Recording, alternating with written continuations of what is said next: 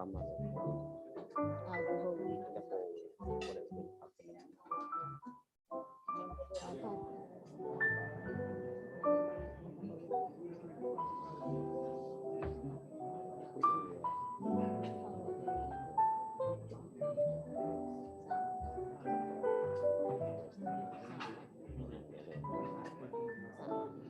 What was up all partners of a lot of support. So we need to know the schedule.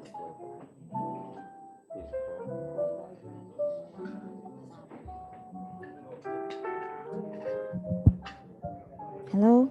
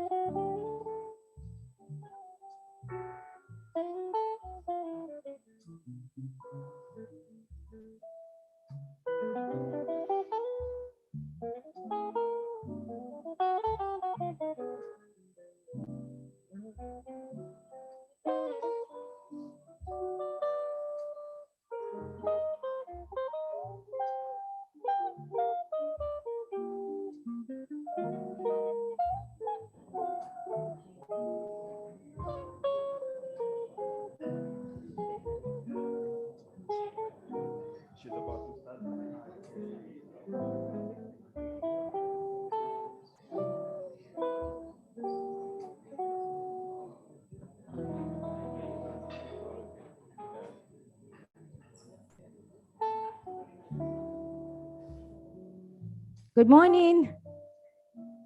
Good morning from way over here. Good morning. Ladies and gentlemen, welcome to the Sahara Sparks 2021 Marketplace. My name is Jocelyn Sigwa, and I will be your host for the next couple of hours. We are so honored and humbled to have all of you in this room.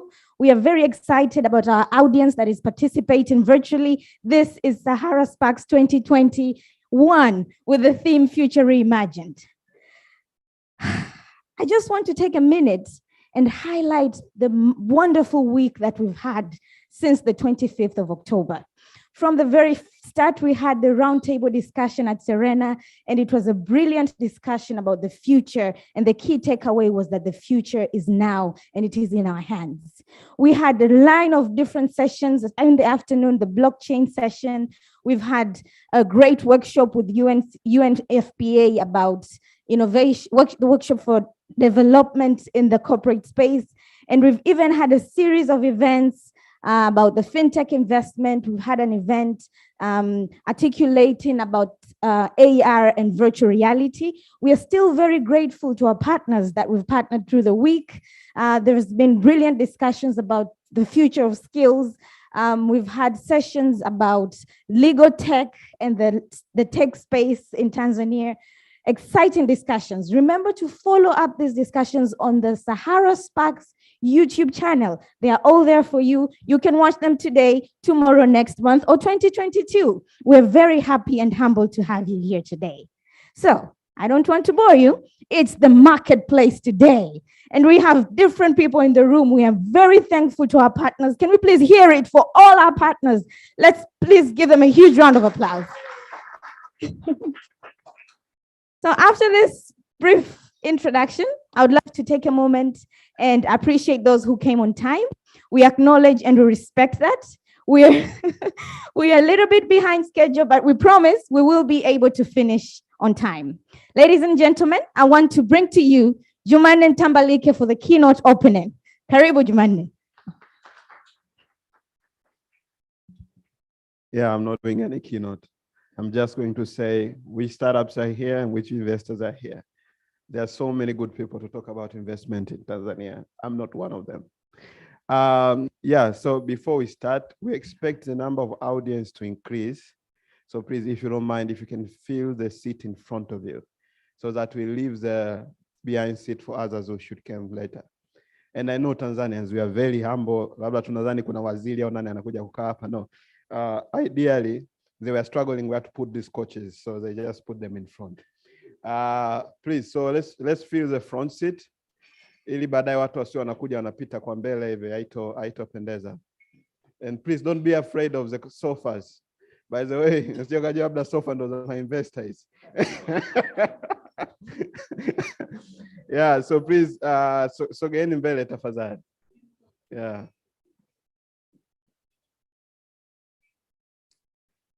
Please, Michael, I literally put these sofas for you, please.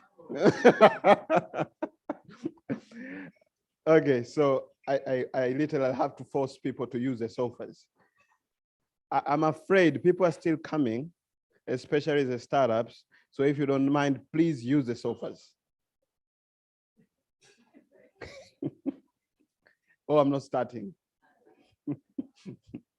Okay, finally. Yee, the sofa guys.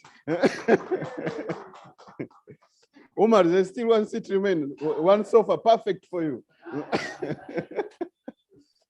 Okay, great. Morning once again.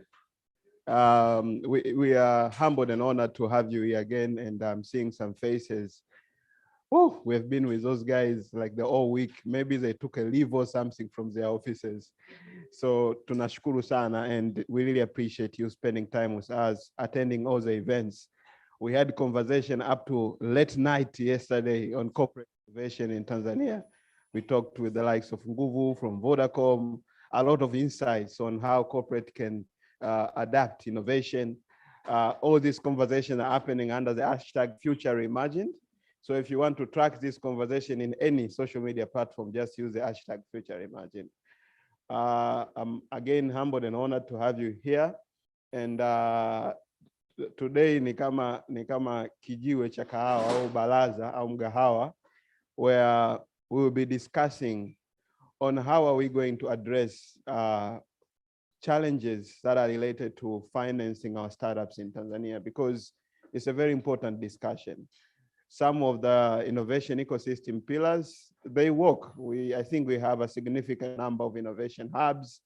We have a significant number of startups. Whether the investment ready or not, that is a discussion. We have a huge interest from the government. We have a huge interest from development partner. Something which is missing is how can we get more commercial, individual, and institutional investors to develop more interest with Tanzanian startup ecosystem, to invest in early stage businesses in Tanzania. I don't want to say the numbers, you all know, because Tanzanians always love news that say we are not doing well. So there's a lot of statistics out there that shows Kenya, Nigeria, Ghana, South Africa, and Egypt doing well more than Tanzania. So I won't go to those numbers. We already know we are not doing well, and we're trying to catch up, and we're a second-tier country when it comes to attract investment. So the key issue is, what can we do to catch up? What can we do to make sure we are doing better?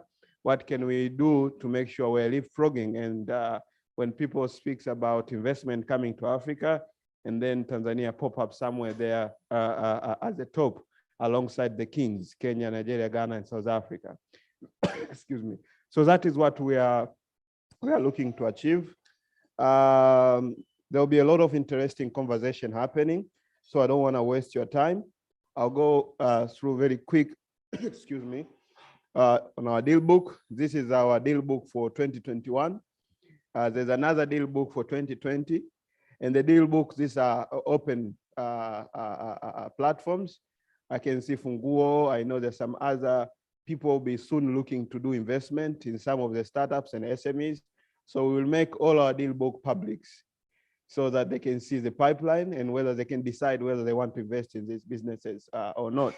The goal is, again, to try to create a pipeline so that investors, whether they're impact or commercial investors, can see where they want to invest.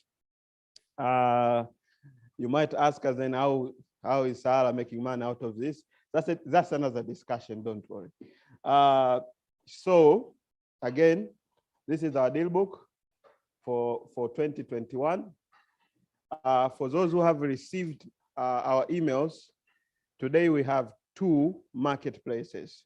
So we have the local marketplace, which is happening in Tanzania right now, this morning. And we have a regional marketplace that is happening across 5 or 6 African countries. So the regional marketplace will be happening in the afternoon. It's a virtual event. We'll have regional startups pitching and the regional investors listening to them. So again, we are also inviting you this afternoon for the watch party. Not a watch party for football or something. It's a watch party for startup across East Africa pitching to investors and investors giving them feedback and some stuff like that. So we will have lunch for you guys, and the regional marketplace will start at sharp at 1400 hours in case you want to remain here and listen to those speeches and get to hear from those startups and what they have. We wish next year we'll have more Tanzanian startups for the regional marketplace. Obviously, this year there's so much KE there for obvious reasons. So there's a lot of startups from Kenya. We have a few startups from Uganda and few from Tanzania. We had startups from Malawi and South Africa. So Malawi, South Africa, I think, and Zambia, but they didn't manage to cross to the regional pitching session. So those are some of those who are going to pitch today. Hope Tech is a startup from Kenya. They're using IoT for people with disabilities. And then the Sina, they're into sustainable wash sector. There's Clinic Pesa. It's a fintech that is focusing on healthcare. There's SafePay, it's a payment system. There's Mega Gas, they're into LPG and energy sector. There's Kikoba app from Tanzania. There's Pay24, it's a payment system. There's Chams, a saving platform. There's Payland, another fintech. And then the Rockup is a sales training platform for tech startups and scale up. A very interesting startup from Rwanda. There's Zuri Health. They're capitalizing on the COVID-19 situation. If you have traveled, then you'll understand we need this solution, because in 3 days you can be tested COVID 6 times. Yeah, so these are the list of the local startups that are going to pitch. There's a group 1, which is Pakota, Mitskis, Get Faster, Hoover, and Get Safaris. Some will pitch, some won't pitch. For some reason, they've said they don't want to pitch, they want to listen. And then we have group 2, which is Mrembo Nacho, Smart Stock, Nunugate, Michongo. And there are some startups that pitched yesterday, but this deal book went live before we fed in their information. So Mitskis will pitch, Mrembo Nacho, Smart Stock, Get Safaris, MedPark. And this is a list of our investors for this year and their ticket sizes. So there's Truan from Cambridge Capital. We have Maina from POB Equity. These are the guys who are writing the bigger checks, up to 5 million. And then we have Aisha. Aisha has specific interest for female-led businesses and female enterprises. And then we have Saloom, one of our own. Ooh! So, yeah. From SCC Capital in Badara Impact Fund, but is a coordinator for Tanzania Angel Investor Network. And also we have Jason from Victoria Ventures. He's based in Nairobi and is sector agnostic. And we have Rodrigue from Anza Strategy. He writes ticket on behalf of other investors too. And there's this broke guy, he has nothing. And for some reason, he popped up there. Yeah, so again, that's our deal book for this year. And yeah, we are looking forward for an exciting day. Please, you can listen to all the pitches. We have carefully selected this group because we know you can give feedback to these startups. You can help them to improve in some areas based on your industry experience, based on your previous engagement, based on working in this sector for so long. Kwa hiyo karibuni sana. Without wasting time, I would like to welcome our main partner for the day, SCC Capital, and the CEO, Mr. Salum Awaz, will give us the keynote. Karibu sana, Salum.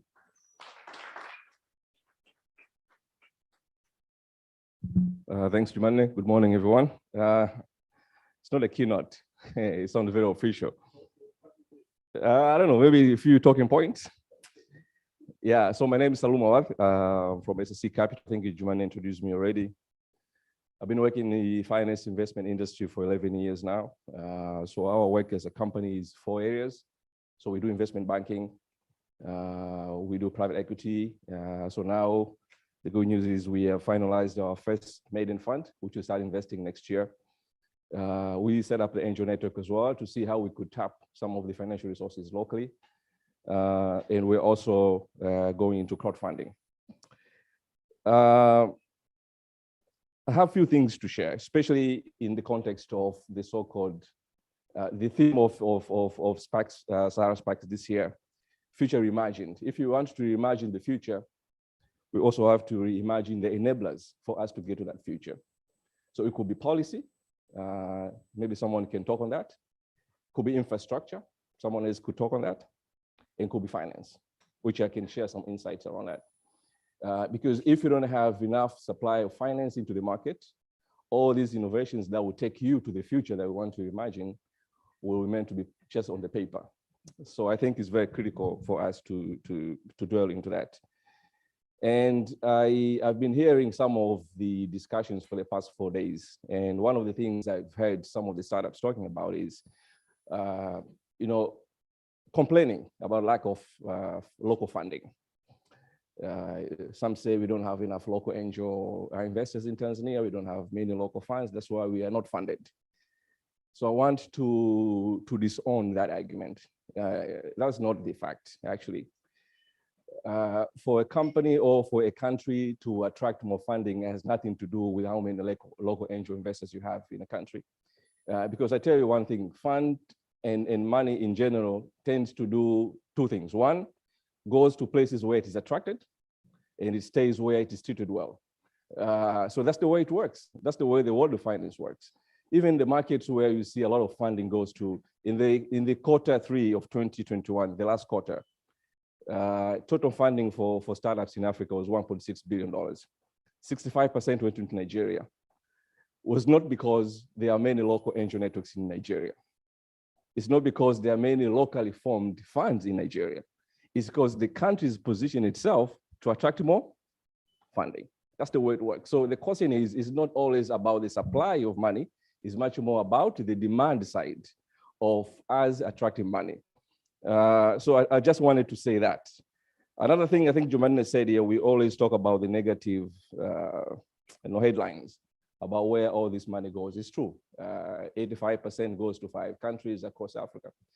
But Tanzania, for the past, between 2015 to 2020, as a country, we have received more than $320 million as private equity investments, in Tanzanian-owned companies, private companies. And of course, we have also seen some startups raising money as well. East African Foods, which is a Tanzanian startup, has raised money twice, actually, in the same country, in the same context. So there are positive headlines. We don't share a lot, but things are happening, and we hope to see more. But when we want to reimagine finance, I just want to share some of the things probably we need to do as a country to attract and to unlock more funding to startups in Tanzania. Because you usually have your traditional route for you to go if you want to do more funding. So traditional route will have banks, which I'm always very critical of, unfortunately. And I don't blame banks. Banks are not suited, are not designed to finance early stage startups. That's not banks are meant. Banks are structured to be less, higher risky type of providers funding. especially when 80, 90% of all the money that banks tend to lend from are people's deposits. So you can never take risk with people's deposits.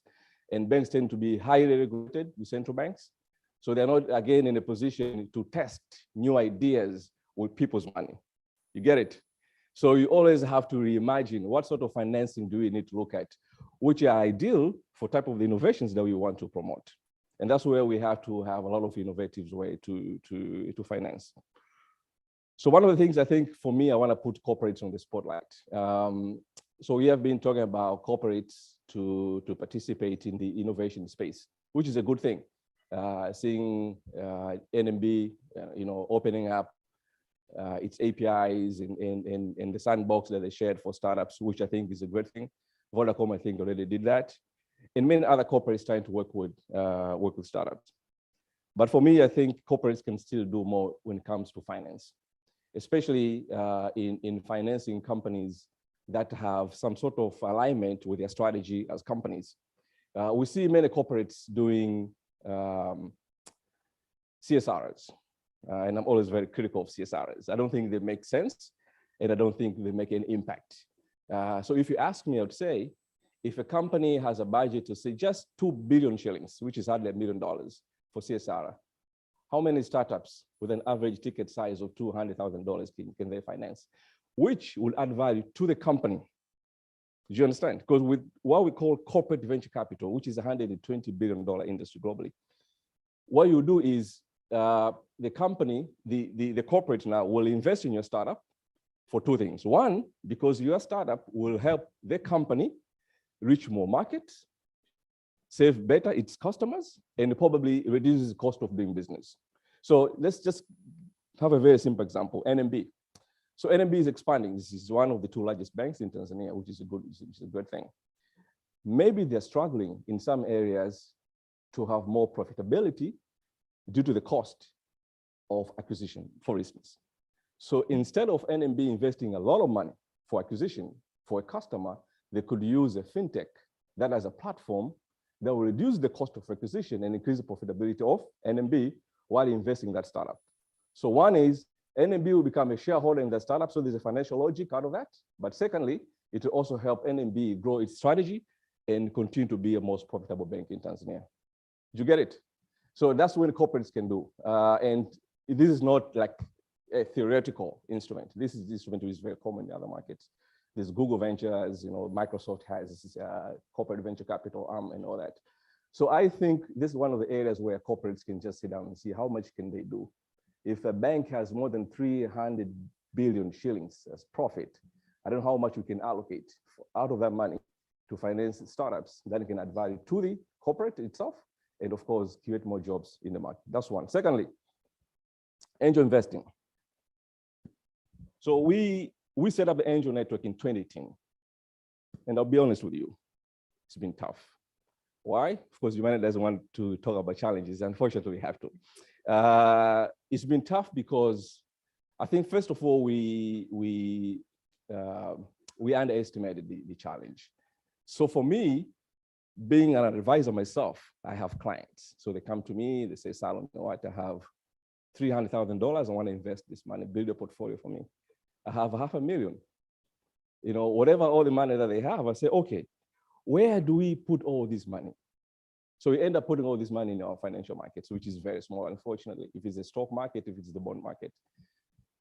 And we thought probably we can allocate part of the money for startups. The startups will give you high risky, by high what? Exactly. Of course, you can lose all your money at the end of the day. But at least if you can allocate 10% of your portfolio for startups, two things. If you lose your money, you have only lost 10% of your investable assets, correct? But if you haven't, the 10% that you have invested can give you 4-6 times returns on your portfolio that will outweigh all the returns that you get in your portfolio, including bonds and stocks. You get it? That's where we thought probably we can make a very solid case for Tanzanians and foreigners working and living in Tanzania to invest in startups. That's why we set up the network. But guess what? The first meeting, nobody showed up. Second meeting, few people showed up, and then of course, okay, we'll sign. And then guess what? Some, of course, didn't want to sign because they thought probably joining a network will expose you to, you know, things. So we decided to make it a very closed room sort of a network. That's why you can't hear. Some of the meetings are very, very private.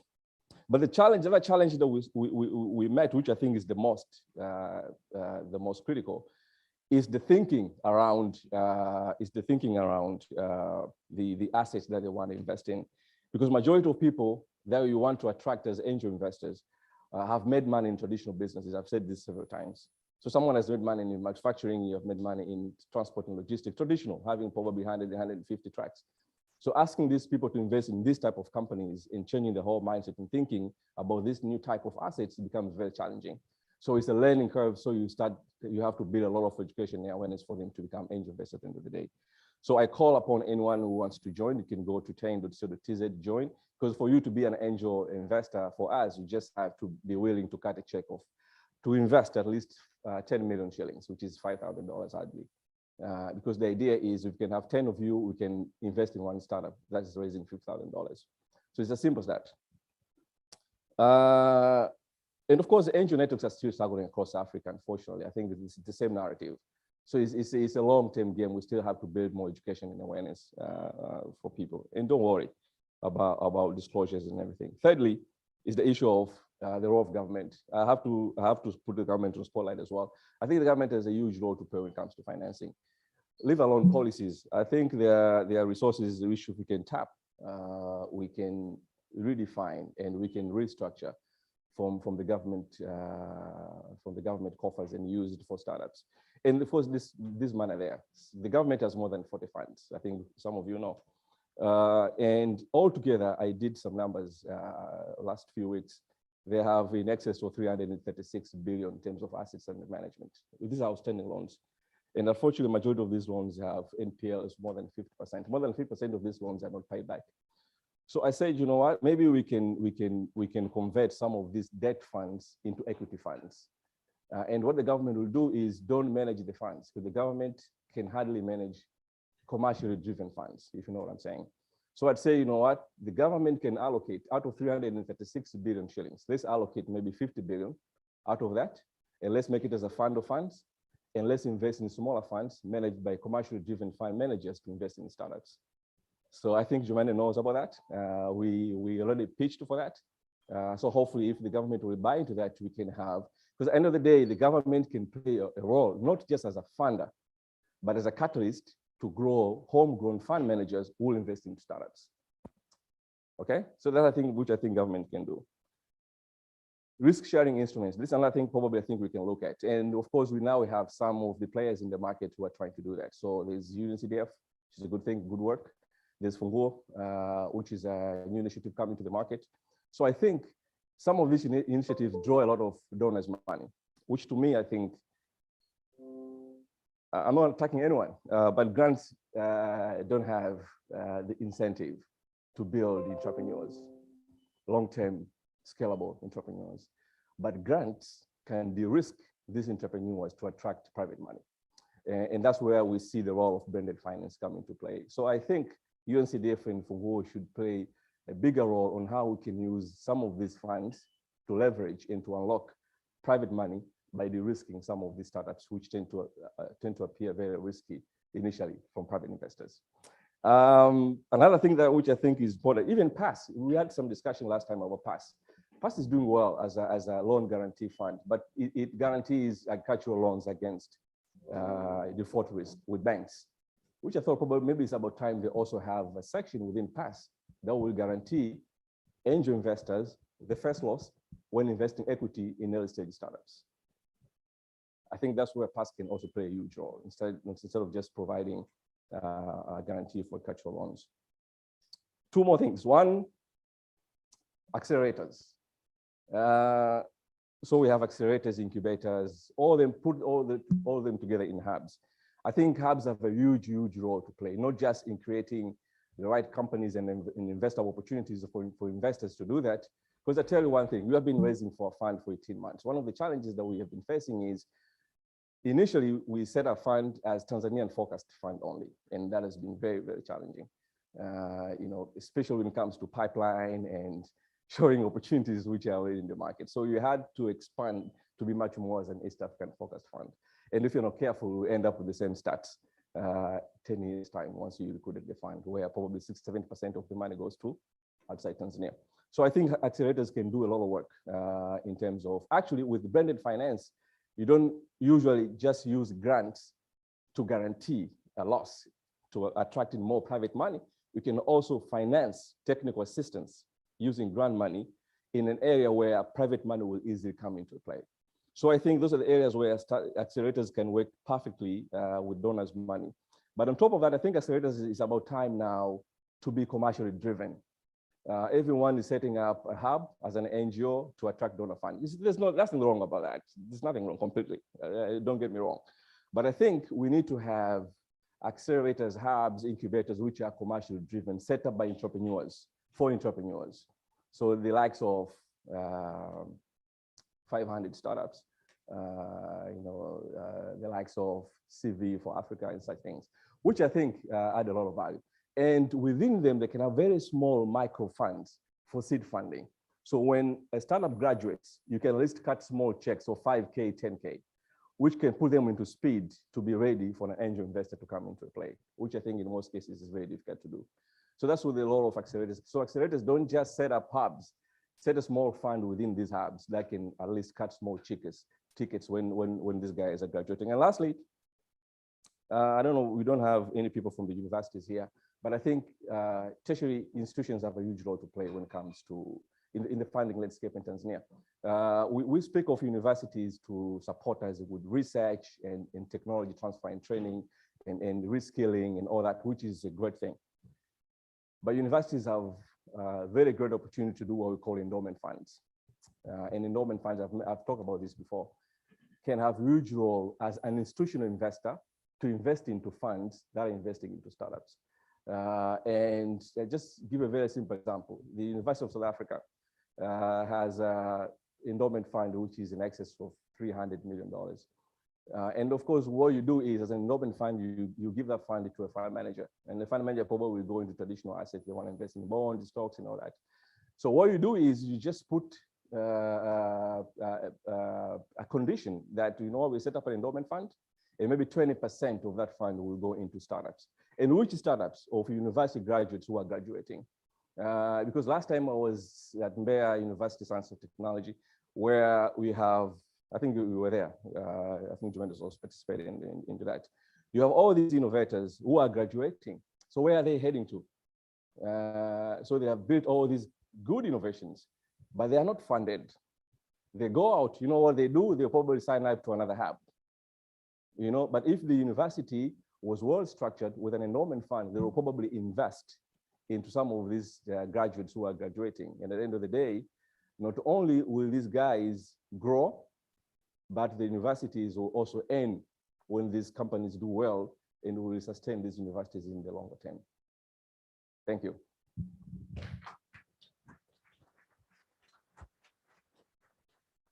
Thank you very much, Mr. Awad. Okay. Thank you very much. Thank you. The audience has been carefully paying attention with the brilliant insights that you've given around the investment space within the startup ecosystem. We thank you to all the audience that is here. Remember to share your experience virtually with the hashtag #FutureReimagined. So without wasting further time, I'd love to invite again Mr. Jumanne Mtambalike and again Mr. Salum Awad for a quick fireside chat to demystify the presentations that you've shared. Please, Karibu. You only have 15 minutes. Great. My questions will go like for 100 minutes, but literally has hit all the questions already, so I'm struggling to know what to ask him. By the time he was finishing presenting me, chai yangu yote shaishi.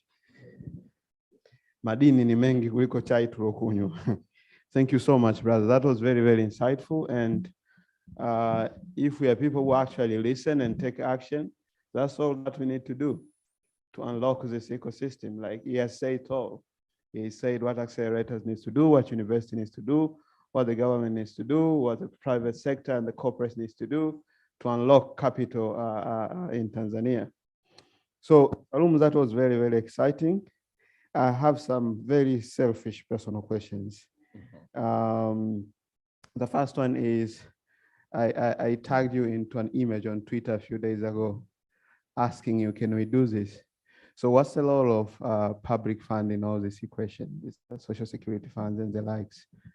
How can we better capitalize on them to address the financing gaps in our ecosystem? Yeah, I think pension funds have had huge role globally when it comes to growing the private equity industry.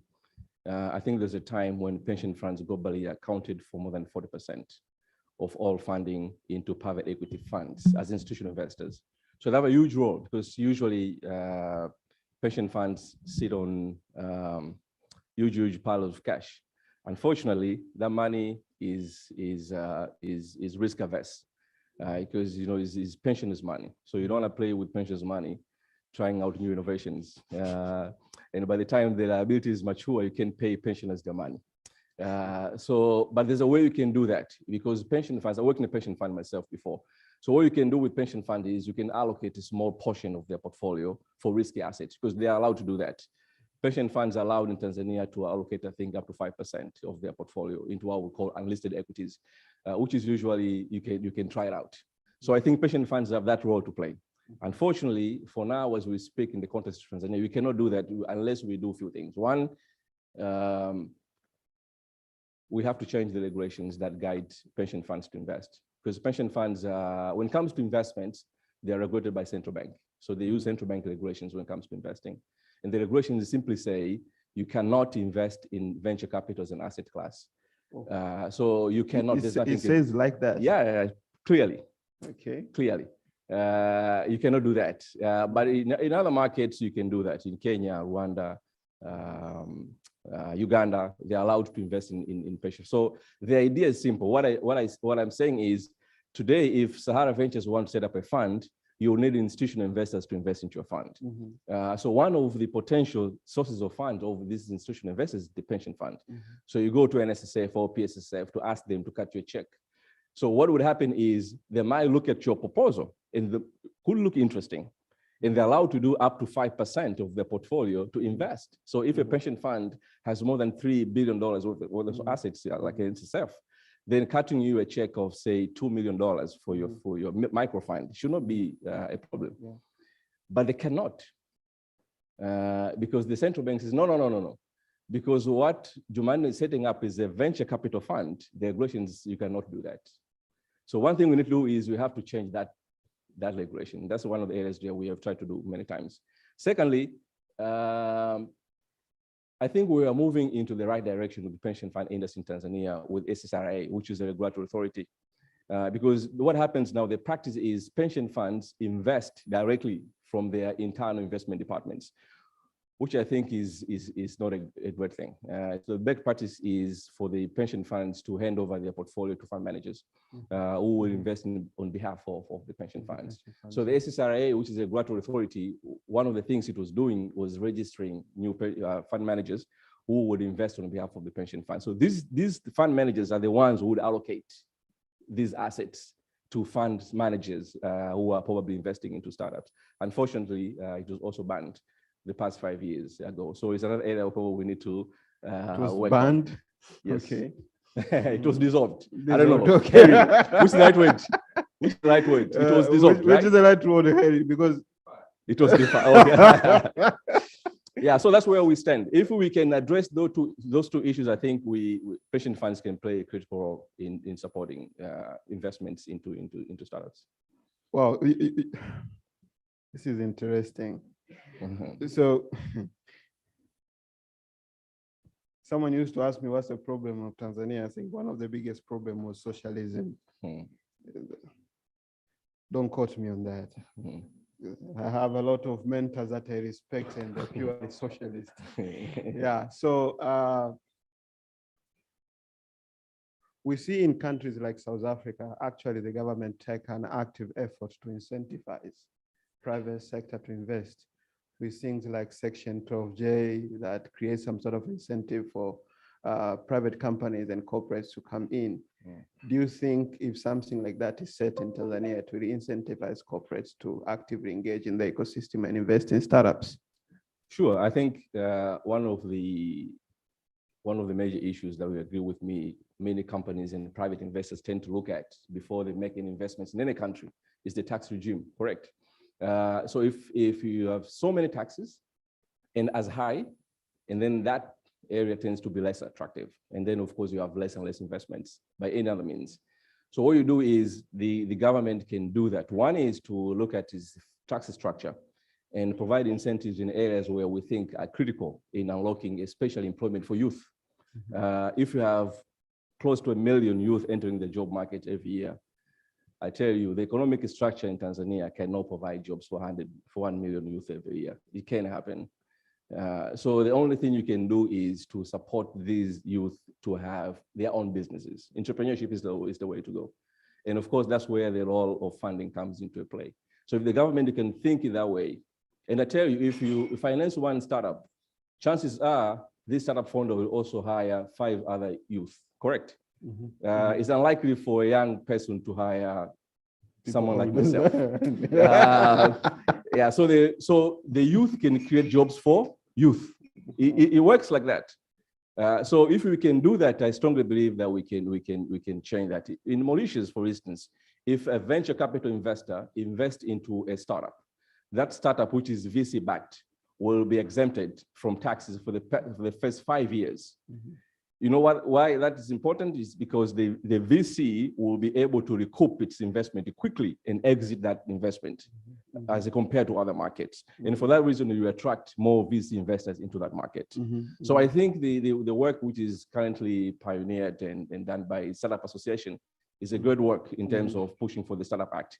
I haven't seen the draft policy. I'm not sure whether it's out yet, but if it's compensating to cover all these aspects, because I think the Startup Act addresses issues of the business environment for startups to operate, but for investors who want to invest into these startups. So I think that's the area where we can look into that and see what sort of incentives can we provide for investors to invest into startups. I think that will help to attract more and more funding into that area. Yeah, so or even an exit, because at the end of the day, if you want to exit in Tanzanian market, of course, this issue of capital gain tax on realized gains for that investment. I was actually heading there. Yeah. So it seems like everything we do inaenda kugongana na kina Heri Mbilo. Advocate, you should help us to fix these things. You see, like everything we're discussing inaenda kuishia kwenye regulation. Okay. Okay. So my next question will be, we want corporates to actively engage into the innovation ecosystem, starting things like CVC, corporate venture capitals, establishing entrepreneur programs, working with accelerators and co-invest and co-support businesses. But we are not seeing that happening in Tanzania. Is it a people issue that management are not exposed or they don't understand these things? Or is it more of a systematic issue, the way our corporate are designed in Tanzania? They cannot capitalize on that market for obvious reasons. I think it's just the issue of education and awareness of those who are making such decisions at the end of the day. Because we try this. Everything that I've mentioned here, we have tried. Nothing that I'm saying here, I just read on an article. We have tried in Tanzania for the past 10 years.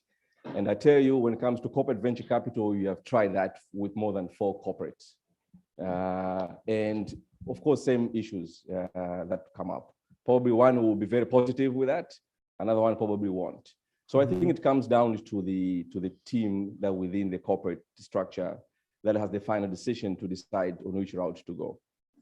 You know, I think I saw Benjamin talking about the recent launch by NMB, which is a great thing on the sandbox. And they say, you know what, it's a good thing that we launch all these things, but also address the issue of startups writing to you, and it's taking you a century to reply us. Do you understand? So those are things that probably someone who is in the decision-making area should look into these things. Because one, I totally agree, maybe it's going to take time, and we need to be very consistent, keep on, pushing and knocking all these doors until when they would agree.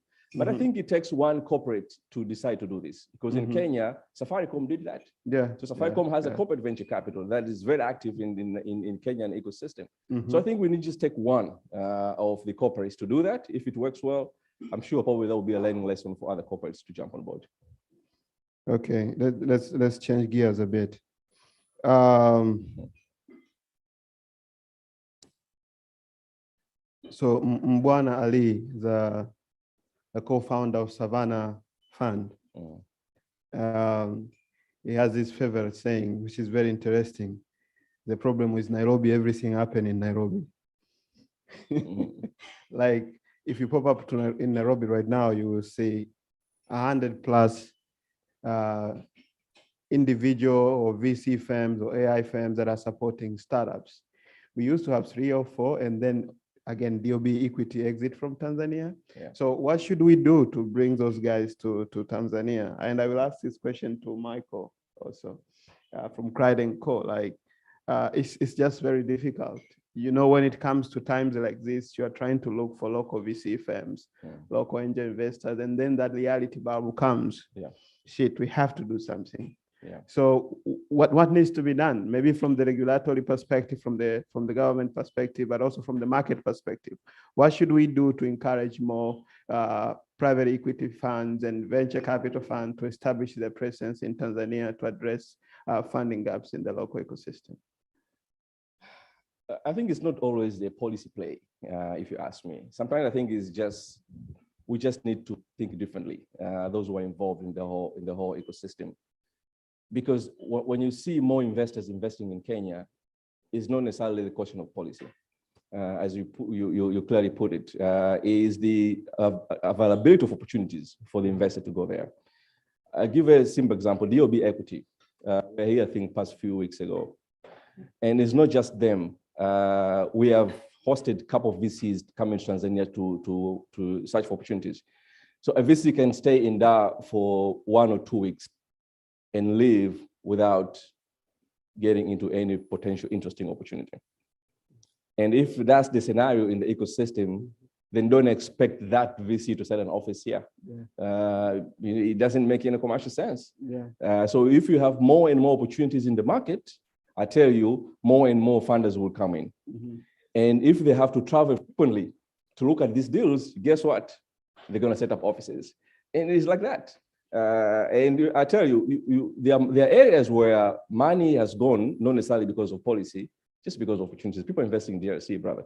So it's not necessarily about the policy. If we can craft the opportunities and all these 60+ hubs that we have in the country, if we can get our shit together, sorry to use the word, and provide strong investable opportunities every year, then I tell you, you'll see more VC setting up offices in Dar.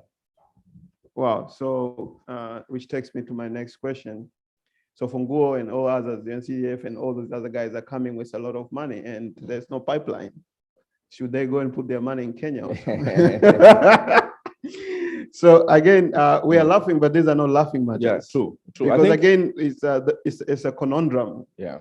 We are going to be in the similar situation where there's a lot of money and then we don't have pipeline. Then you're going to be forced to give 300K to a startup which cannot even withstand 10,000K. Yeah. That is a situation that might come very soon if we don't address this pipeline issue. Yeah. So from your perspective, what is the best way to address the pipeline issues and what should the hubs do to make sure we get investor-ready businesses?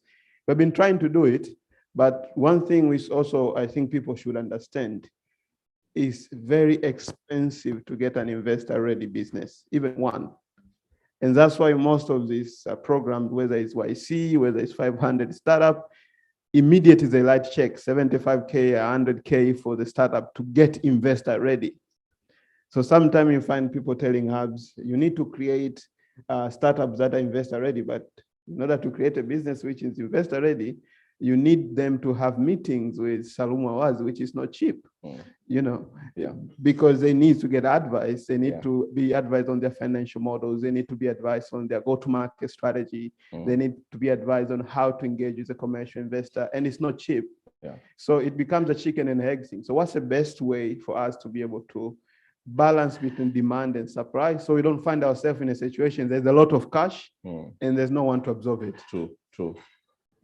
A couple of things. One, I think as an investor or as a funder, whether it's Funguo, whether it's UNCDF, whether it's Mbadala Impact Fund, don't expect that you're just going to find opportunities lying down for you to pick.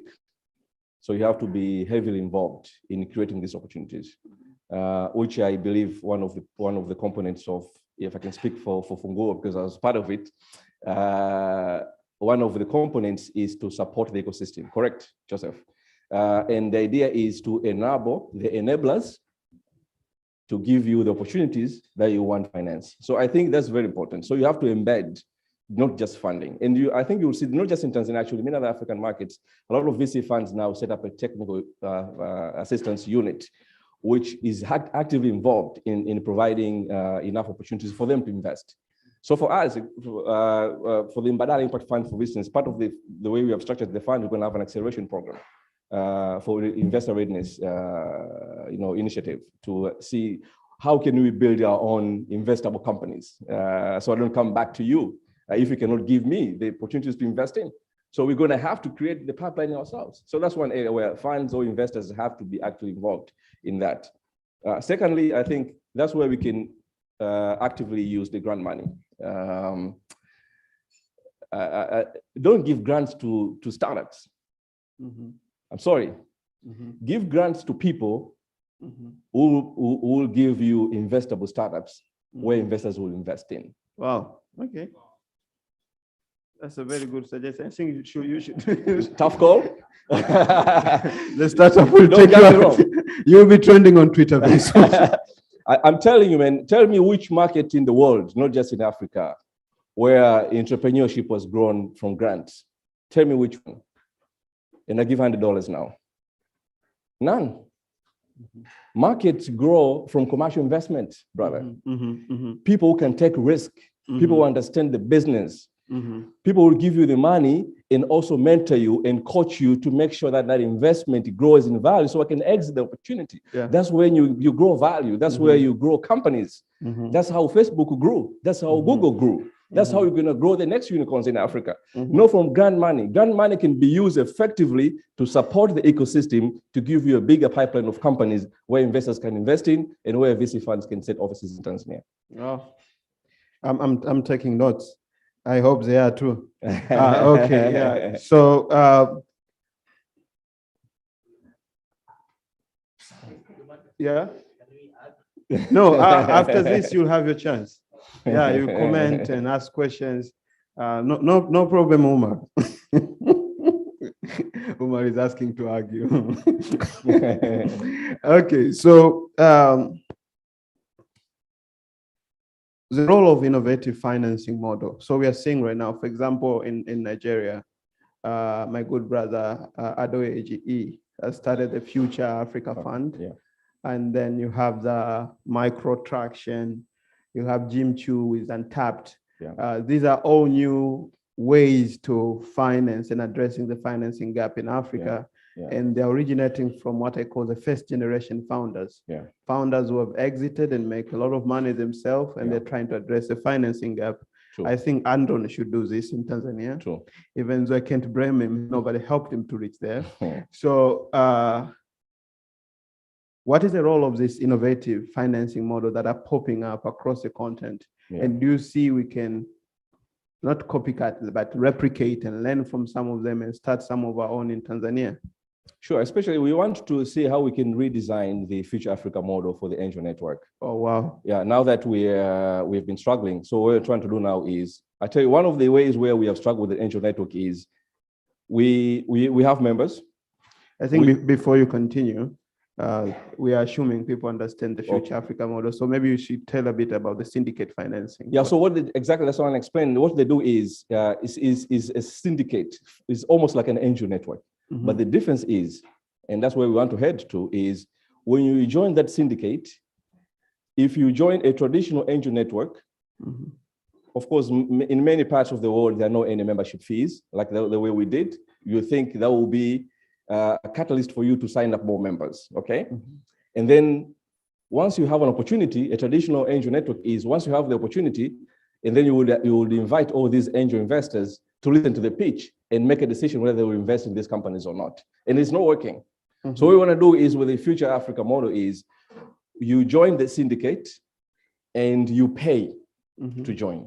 And the money that you pay is locked in as the initial seed money for the startup. Okay.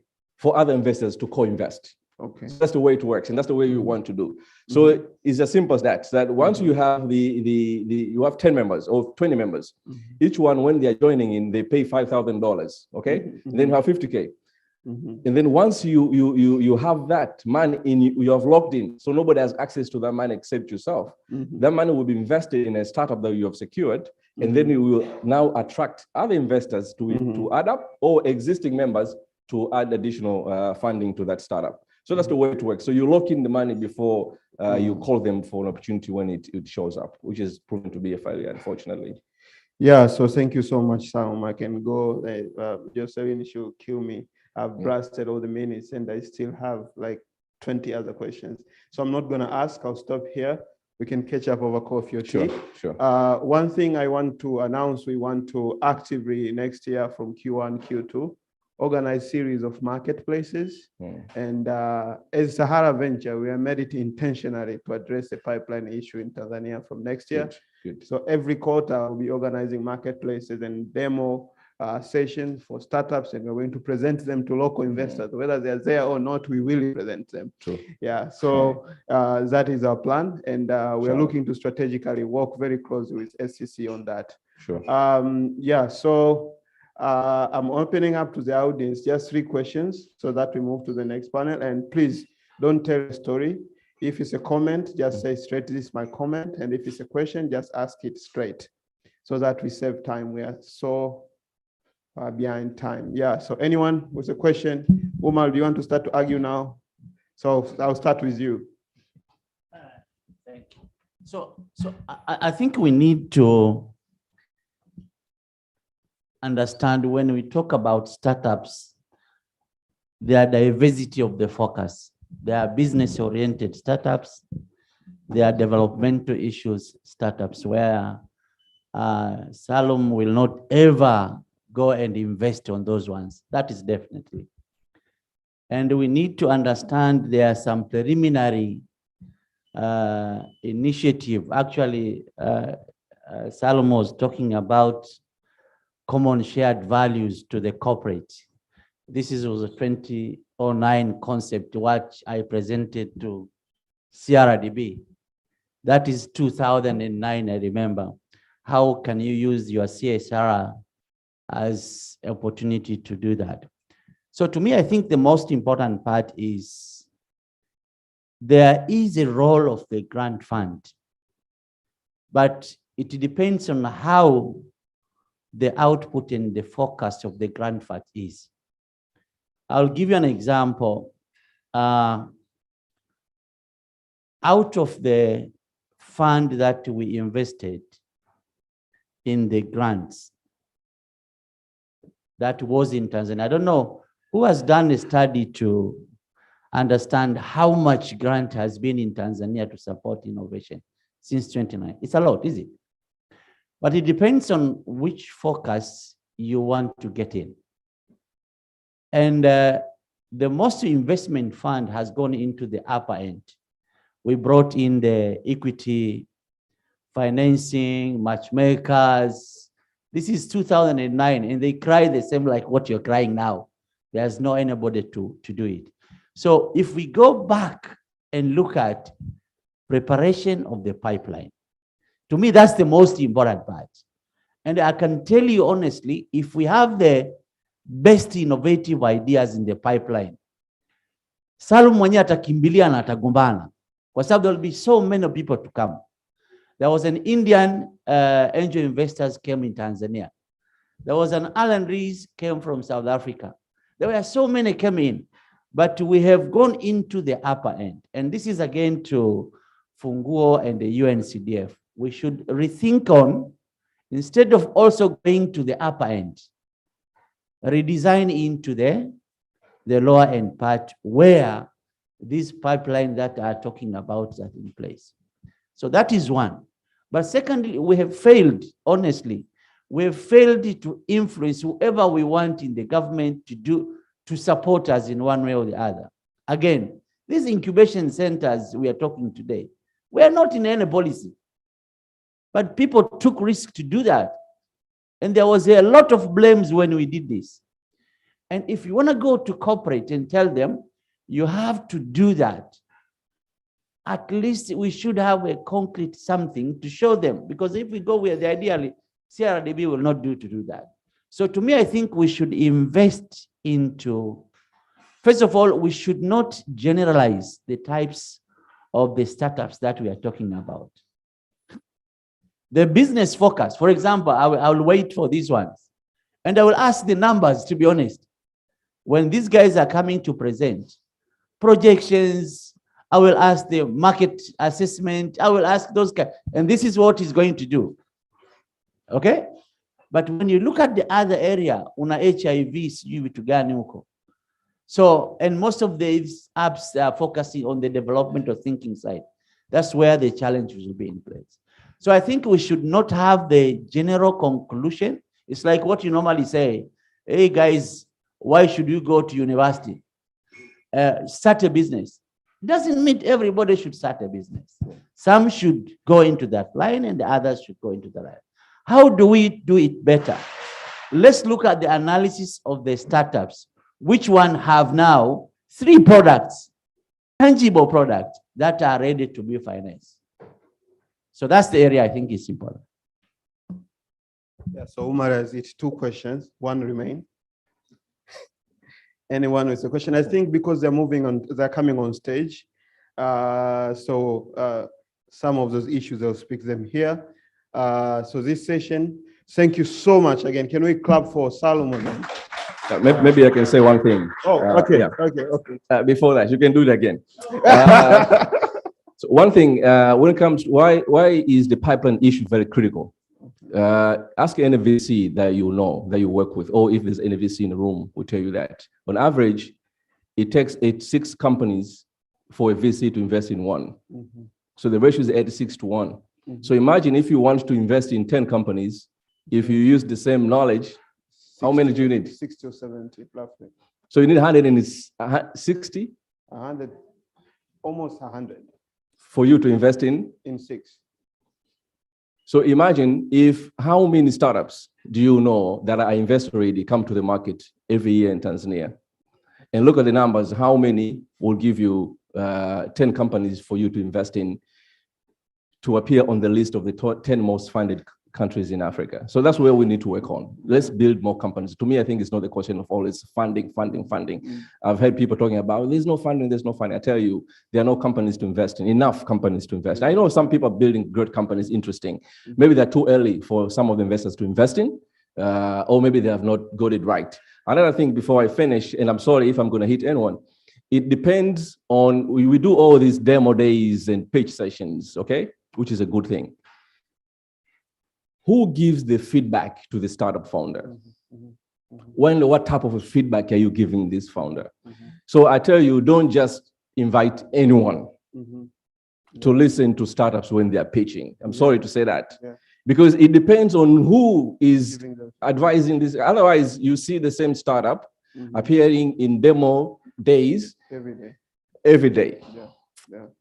There are two things. Whether the startup doesn't get it, or those who are giving the startup the advice don't get it. Do you understand? So let's get it fixed on both ends. Wow, thank you so much.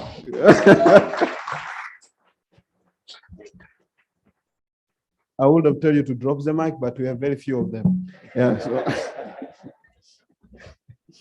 Okay. Yeah. So.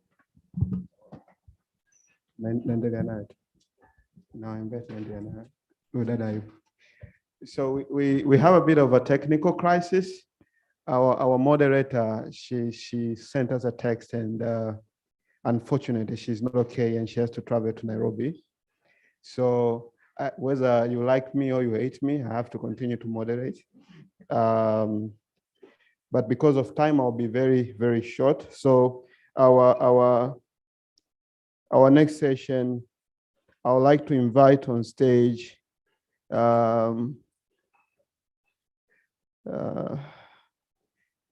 Engineer Umar from D-Lab, Tanzania. So please welcome on stage. Can we clap for him? And then we have Advocate Harry Mbiro. Can you welcome on stage?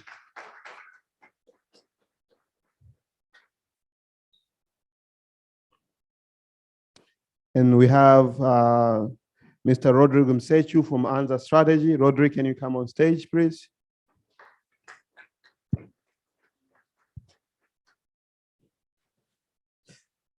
Okay.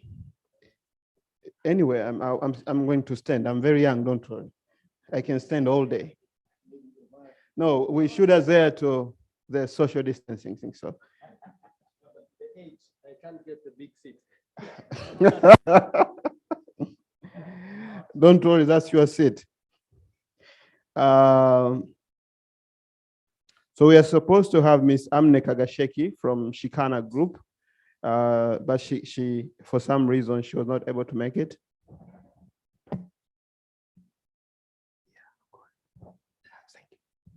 And Michael, I didn't forget you. And I'm trying to imagine now, how are you going to fit in with Umar in that chair? So, you want to give away? Okay, great. So, I'm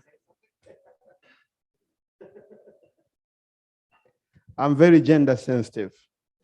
And Amne was the only lady in this panel, and she's not here. Any lady we want to volunteer to be one of the panelists? Annette? Please, Annette. We want to hear from development partners. Annette! Woo! Can you get the guys to put one more chair? Finally, I get to give. Oh, okay. Oh, come on. So the lady will be. Yeah, so Annette, the seat is waiting for you. Oh, okay. Ivana, you. Oh.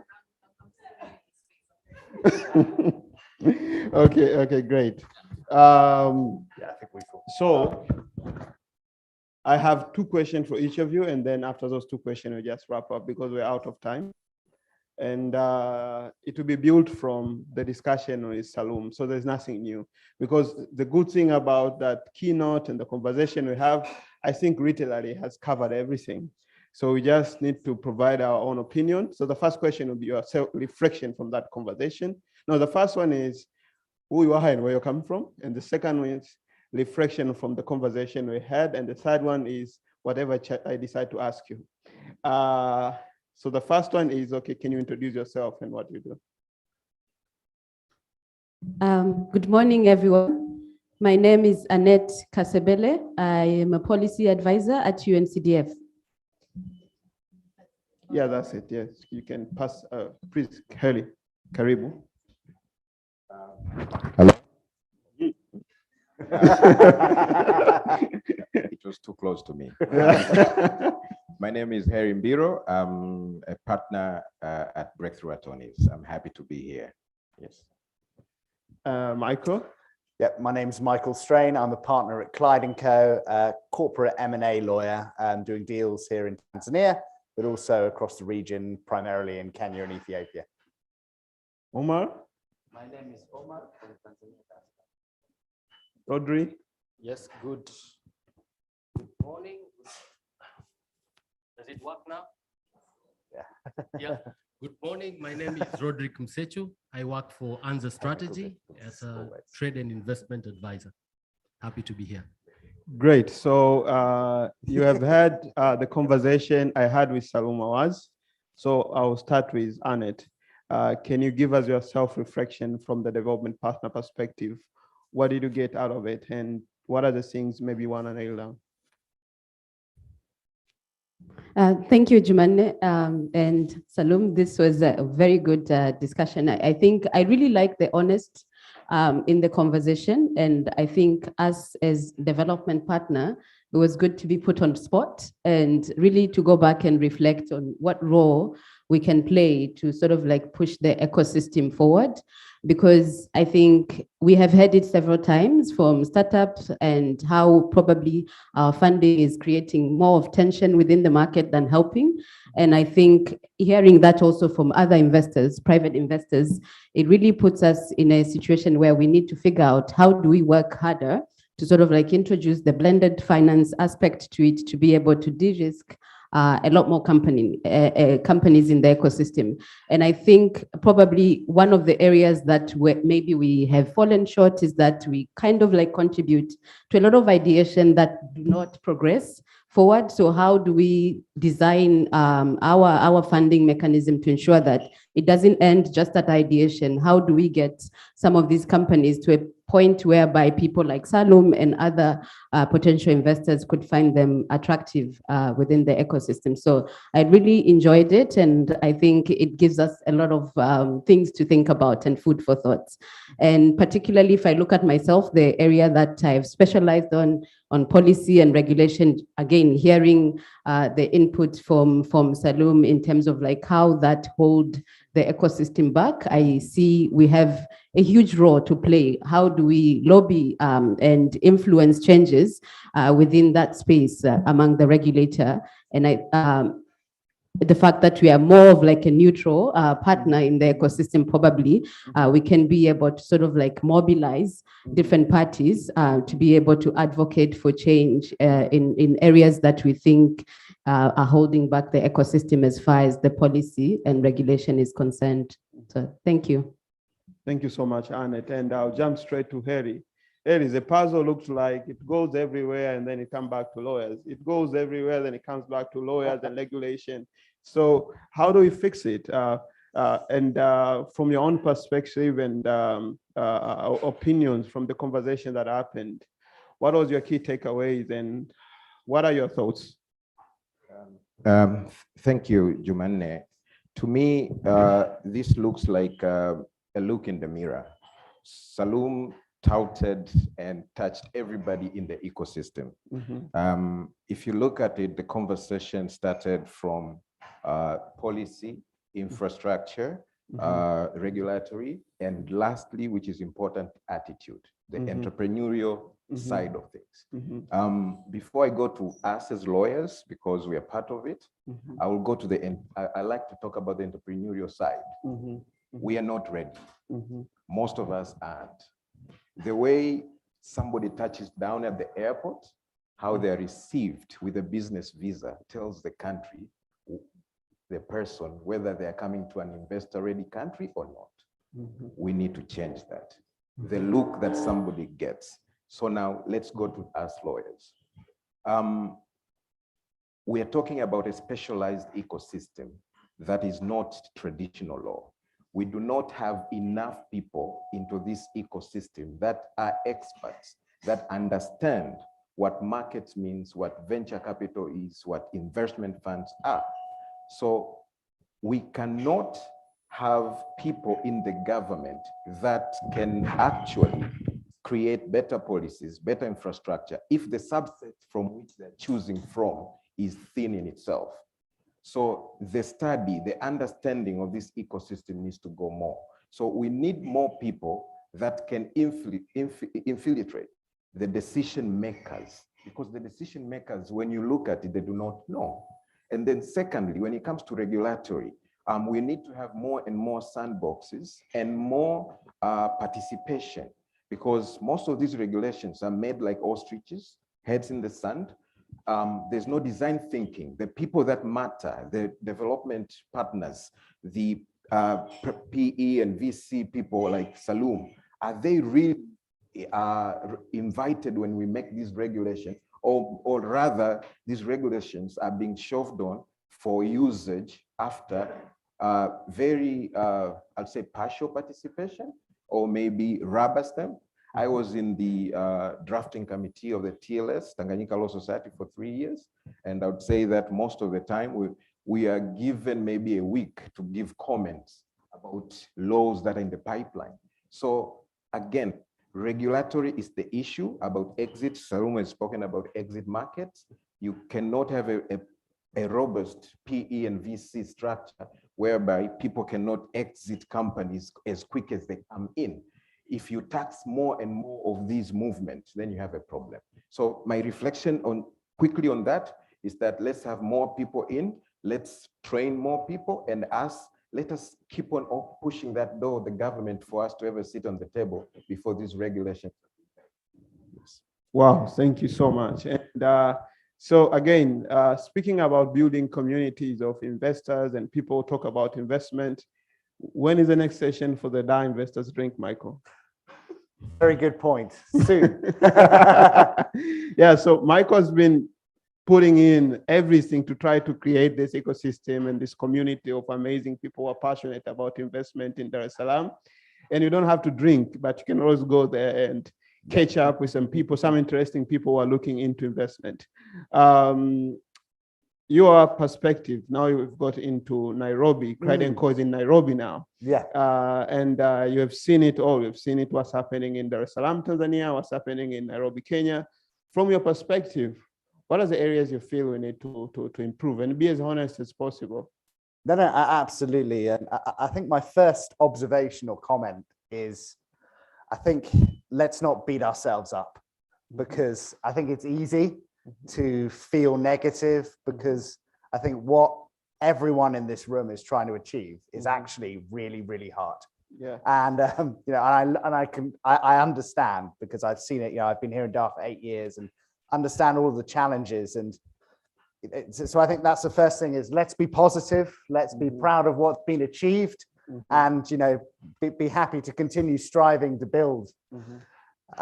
In terms of kind of key challenges, I think beyond everything, the number one key challenge for Tanzania, early stage, and actually just generally investing in Tanzania, is actually capital and lack thereof available for investing in private companies. And this is true across the board, but particularly true for early stage companies. And, you know, as Saloom was saying, you know, angel investments, you know, it's just people who have money in Tanzania. They don't, you know, they want to go and, you know, buy some more land in Bagamoyo and, you know, grow some more bananas or something like that. You know, they don't want to, they don't think about investing in that same way traditionally.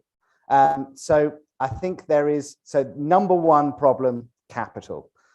Not the second problem is really tax. And yeah, and that I think is, you know, you asked me to speak honestly, you know, we're trying to do that more these days. You know, it is about trying to create the right balance in Tanzania for, you know, for taxation on business and individuals. And I think, you know, we have to applaud the efforts of Tanzania over the last 5 or 6 years in massively expanding the tax base. I mean, it's really, really impressive stuff, but we have to make sure it's not done at the expense of kind of prohibitively controlling growth. And, you know, when I speak to a lot of private equity funds in, you know, places like Kenya and elsewhere, whether this is still true or not, I don't know, but there is a perception from them that, you know, that their businesses they invest in might be prohibitively taxed in Tanzania, or businesses may have historically been, you know, prohibitively targeted as kind of foreign businesses that attracted foreign investment. So I think if we manage to soften those issues, actually, I think we're 90% of the way there. Beyond that, I think, you know, consistency of legislation. I think what, you know, Fungua are going to do in actually creating a pipeline, and I think we should basically say today it's up to them to do it. So, you know, they're going to get millions and millions of dollars, and you know, I think use that through hopefully what will be a mixture of grants and, you know, I don't know if they're going to do loans or equity, but to, you know, to actually just get, you know, see my first point, getting the capital out And then once we get the capital out there, you know, things are a bit easier to do business. I guess we'll see where we go. And, you know, we asked the question, what do we need to do to attract funds here? We need funds to be able to point to some demonstrable successes amongst their peers. And we're seeing a little bit, but what we need to do is see people making money here, and then they'll all start to come. And I honestly believe that the next couple of years are going to be hugely exciting for Tanzania, both for an early stage with Funguo, but also as we now see a greater interest in Tanzania from private capital. I could probably talk for hours. I'll stop. No, that's good. That's good. So, Umar. So for those who don't know, actually, Umar recruited me 12 years ago. He was my first boss. Ah. So you understand all these things. I've been in government dealing with startups and investors since 90s. So please, you have heard the conversation. It will be very good to hear your reflection from what we discussed between me and Sarum. So,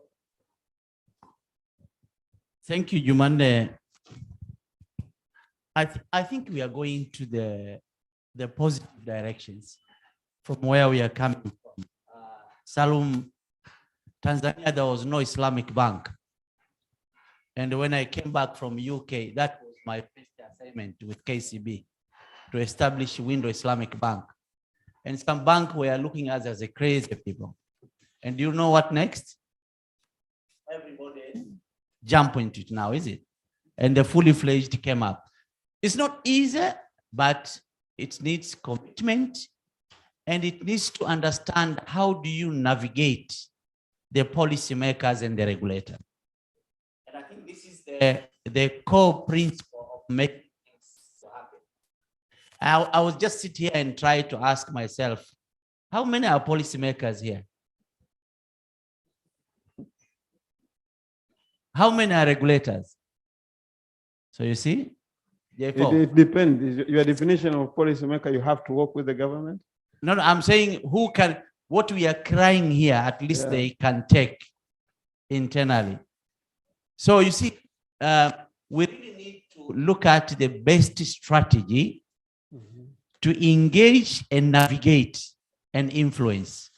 And all these problems will be cleared.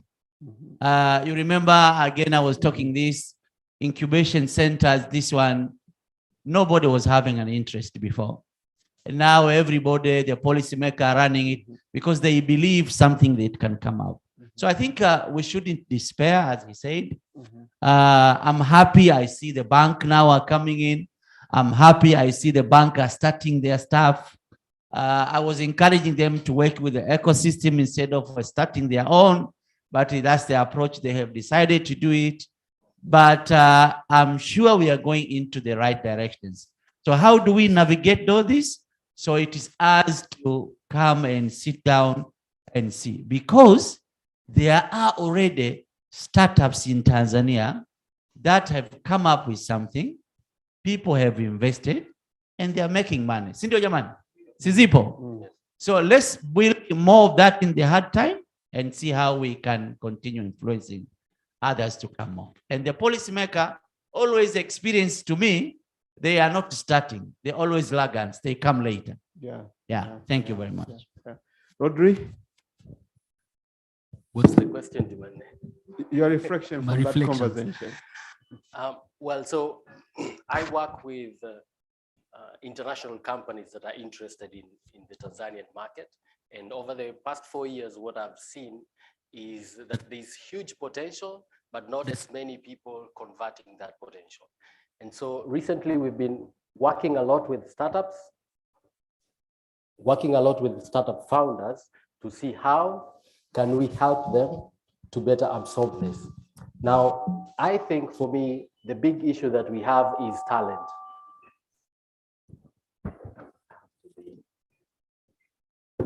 Am I audible? Yeah, maybe yeah, so the big issue here is talent. And we see it in corporate space, where those who perform very well, they get promoted very quickly. You move from one bank to the other bank, you're a senior manager, and you go up. So if we look at the most successful startups in other ecosystems, we have people who move from the corporate space and jump into the startup space. So as startups, they're competing with big money and corporate who are able to recruit that talent. And it's very hard to get co-founders from outside to come in. So that's what I can say we see. However, I'm very, very optimistic because the initiative that we have, we are catering to three stakeholders. The startups, we are realizing there's a gap between their expectations and how they are prepared to attract investment, how they are able to negotiate for this, and what do they think their value is. Sometimes it's way, they are not aware of the value drivers. Then we're also trying to work with angel investors. And we think for us, the typical angel investor is not from Tanzania, is not going to be the angel investor we've seen in the Silicon Valley. It's not going to be the rich guy who doesn't have a risk appetite. It's going to be someone who is working in the corporate space, who is able to mentor the startup, and who is able to put small cash. So we are trying to break it down to mid-level managers, but also normal Tanzanians who are investing in Kariakoo. What is the expectation when you come into angel investment? What are the risks? And how do you exit out of it? And finally, we are trying to engage the big VCs on how we can share some of the templates they have, instruments they have, so that, because it's very hard to invest in that. And I'm hoping the grants, the funders and the grant money, they can put some of that money to just grease the process of getting this investment. Yeah, so that's my Great. Not to put pressure, but it seems some people are going to be very busy next year. And they're going to be in trouble if they don't fulfill all these promises and the desire of people. They're going to be trending on Twitter. Yeah, so again, our theme is Future Reimagined. In 1 minute, each one of you should comment on how are we reimagining the future of the investment landscape, early stage investment landscape in Tanzania. 1 minute. How should we reimagine it? How should it look like?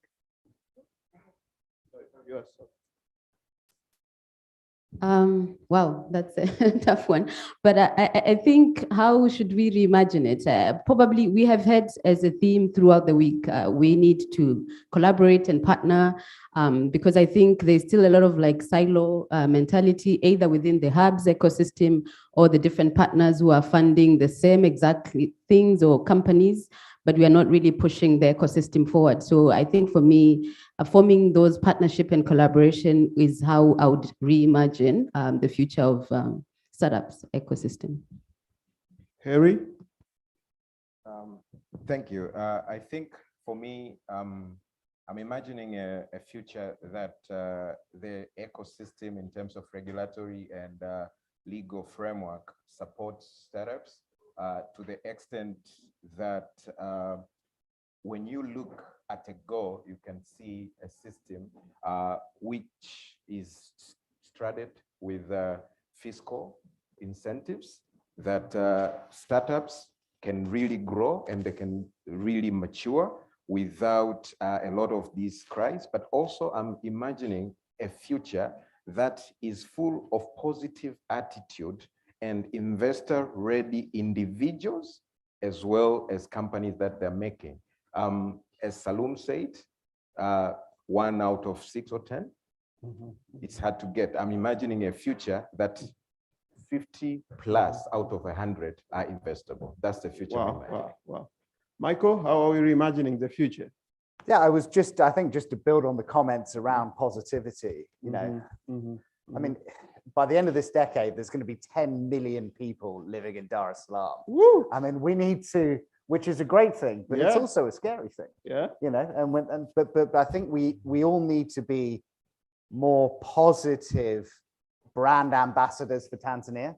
I think we need to believe in the opportunity and we need to go out and sell it. We talk about the comparison with Nairobi. I mean, no offense to any Kenyans here, but they will try and sell you absolutely anything. And we need to adopt a bit more of that mentality and to believe, in what's going to be built here, because at the end of the day, particularly in sub-Saharan Africa, people don't actually invest in companies. They actually invest in people, and they actually invest in management teams. And it's about being that strong management team who believes in your business, who can sell that opportunity to the investor. Because the investor, when they meet you, they want to look in your eyes. They're like, does he believe he can do this, or she believe? And that's the most important thing, But anyway. Micro-optimism is everything I need to start next year. I've been trying for years, man. Great. Omar, how are we reimagining the future? I think to me, there are two things I imagine. One is I imagine there will be in Tanzania, with the experience of India, South Africa, Korea, there is an technology innovation agency that has a huge work on making sure this potential for investment is in place. So that is one. But secondly, I imagine an increase of knowledge-based startups from the universities and also from the dropouts in the community. Great. Rodri, how are you reimagining the future? Well, I'm also very positive. I think there's so much that is going to come out of Dar es Salaam, of Tanzania. I guess the question that everyone should ask ourselves, are you going to be part of it or not? But if it's going to happen, I can bet you it's going to happen. So I see a future that is very positive and very vibrant startups coming up. So to founders, I've been around in this ecosystem for almost 9 or 10 years. There's no perfect time to build your startup in Tanzania like right now. So go out there, keep building, and the money will follow you. The next year will be the year of money. Exactly. Okay, great. Thank you so much, my panelists. Can we give them a good round of applause? And it's enough of me now. I was just doing Amne's work. She's not here. And then I'm taking it back to Jocelyn. I think the next activity, she will announce it and she'll take us through. Thank you. Thank you very much, Jumanne. A huge round of applause one more time for a brilliant panel discussion. Yeah, good. Another extra one. Can we please hear it for Annette for volunteering last minute? Thank you very much. We are live. This is Sahara Sparks 2021. I'm loving how the discussions are unfolding. And truly, the future that we're trying to reimagine is quite interesting. It's bright, it's brilliant, and it is now. So we are on to our next session. And this is why we are all here today. It's a full house. Thank you, everyone, for taking your time on this Friday morning to be here today for the marketplace. We acknowledge our virtual audience from different parts of Africa and across the world, and we are happy that today is the marketplace. Do you see the excitement I have? So, ladies and gentlemen, without wasting any time, I just want to let you know that we are now heading to the pitch wars. We're going to have 2 batches of 10 startups that will be pitching today, and today's pitch is quite different. It's the investor pitch. So 5 minutes up top. Are you ready, startups? Are you ready? Let's hear some energy. Are you ready? Yes, that's the spirit. So we will have 5 minutes. You will have 5 minutes. We have Mr. Ramadan Salhija who will be keeping our time today. If you are left with 2 minutes, he'll show you a sign. Again, it's the protocol. He will show you a sign that you're left with 2 minutes. And if he shows you another sign showing that you have 30 seconds, that means you need to start saying goodbye. Is it clear? We're going to be very strict with the time. We are already running behind time. I just want to make it clear, and I want to acknowledge that on this place today, we have different players in the ecosystem. SCC Capital, Thank you very much for gracing us this year. We also have Funguo. Mr. Joseph, it's an honor to be with you here. We have DOB Equity. Guys, if you're following the trend, these are potential investors. We also have UNCDF, entangled in the fintech environment. And we are honored to have different private organizations that are interested to invest in different industry within the startup ecosystem. So ladies and gentlemen, I'd love to tell you that we are on set for the pitch decks. And for the first batch, I'm going to mention all your names on a row and we'll begin with the first. We have ExamNet that will be pitching today. We have Mchongo. Yes, it's Mchongo. We have MedPack. We have Mipango. And we have Meets Kids. These will be the first teams that will pitch on the first go. Without further ado, we're all set. Exam, Karibu, let's hear it for Exam Pick. ExamNet, Karibu. Thank you very much. My name is Moses, and I know probably most of you are thinking, what is this young man doing on stage? I like to call myself a young CEO.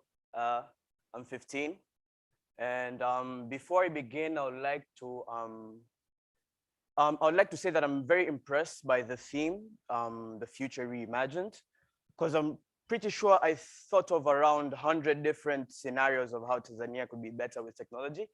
So there are a lot of ways on how to improve Tanzania and other developing countries, but then I think it's the right path. So today I'll be presenting ExamNet, where we aim at putting education at every child's hand. When I was in primary school back in 2019, my friends and I experienced a challenge that we weren't gaining enough testing or exercises to help us prepare better for our final exams. So this really came as a challenge to most of us. And back then I already had prior knowledge of software programming.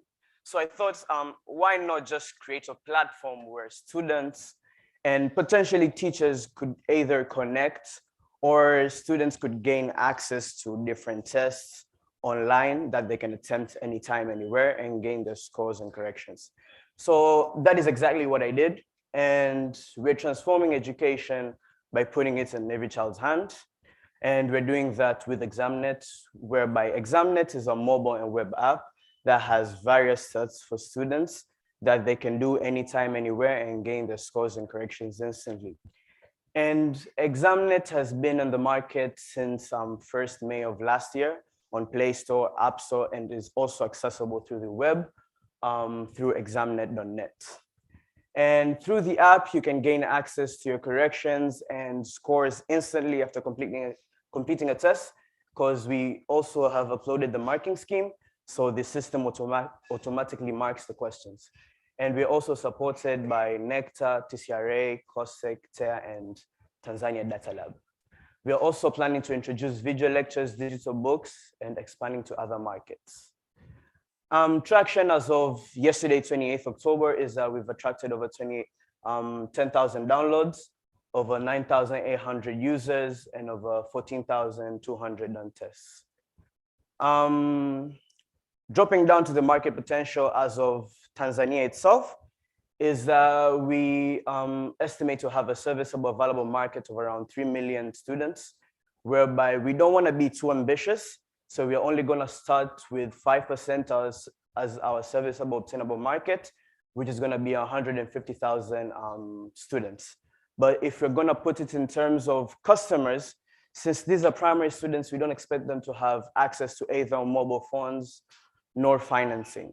So, which is why in our business model, we've categorized the parents as the customers, where through various surveys we've conducted and conducting teachers and various parents, we've been able to come up with a subscription fee of around $1.3, which is equivalent to around 3,000 Tanzanian shillings, whereby we also expect to start with a market share of 10% by year one. That will be increasing annually by 5% to reach 30% by year 5. And in terms of financials, is that we estimate to have around a loss of 23,000 because by year one, because we don't expect every startup to start with a profit. That would be a little bit too ambitious. And hopefully by year 5, given the right investment, we'll be able to generate around $300,000 of profit.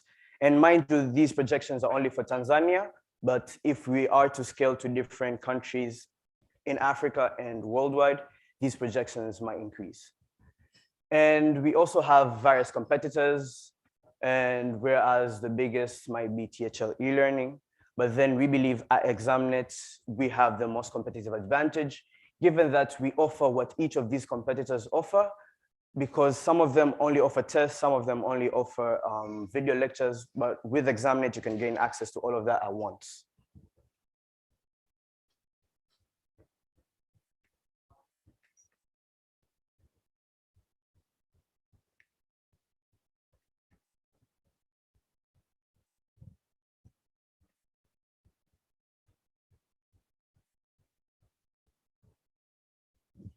Oh, so yeah, this is a team that is headed by me, the software developer and founder. We also have other team members, and we also have an advisory board that is headed by Professor Honest Ngoy. Finally, getting down to the ask, we're asking for around 257,000 US dollars for 10% equity in return, whereas 60% will go into My marketing. timer says time's up. Okay, thank you very much. Let's hear it for Moses. Asante sana. Luckily, that was the last slide. So, Oh, that's good. And Thank you. Aptops for being 15. thank you. Good. Ongera sana. So, like I said, this is an investor's pitch. We just have 5 minutes for everyone to pitch, but we're going to have only 2 questions from the audience if they have questions for Moses. Yes, Karibu. Asante. Thanks, Moses. Just a few questions, probably not necessarily if you don't have to respond to them all here.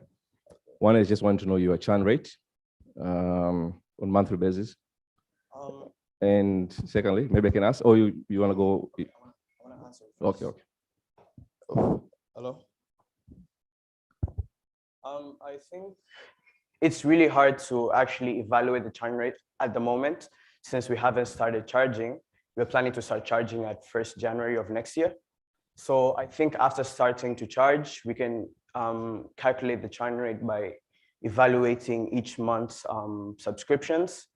So at the moment, it's really hard to evaluate the churn rate, but it's something we've been looking at, and we are going to closely monitor after we've put in the subscription fee. Okay, even though I thought probably you just look at the total downloads on a monthly basis and how many still keeping you up, because people tend to delete apps after a month or two to download other apps. Yeah, I think it's something to look into. Okay. Yeah. I just want to know about that, if you can do that. And secondly, on the projections, I think if you can just focus on your projections based on the growth that you want to see in Tanzania. I think I heard you mentioning that the numbers will go up as you expand to other markets. Yes. While in fact, your numbers are really based on less than 5-10% of the target market that you're looking at. Yeah. So let's look at when you hit 30% of the target market that you're trying to hit, what will be the numbers before you go to other, because you need to do it well here before you go to other markets. Yeah, that is the goal. Okay, cool. So probably you can just focus on that on the projections. And lastly, Yeah. I don't know, man, 10% for $257,000, that gives you more than 2.5 million valuation of a company, which is yet to generate any revenue. How did you come to that? There is no specific way we actually use to evaluate this, but then we've actually conducted multiple people like Magila and some other professors, and we've also used some online business evaluators. It's not really final, but then we didn't evaluate it in that much. We've just conducted our course, and given that we've attended a lot of accelerator programs, and they've been specifically very strict on giving away how do I say this, percentage of your company. So I think 10% is a fair offer. I think you need to work on that. I don't know. So You need to work on that, honestly. Get someone. No, if this was supposed to be a conversation for potential opportunities, then probably need to have more time. Sorry.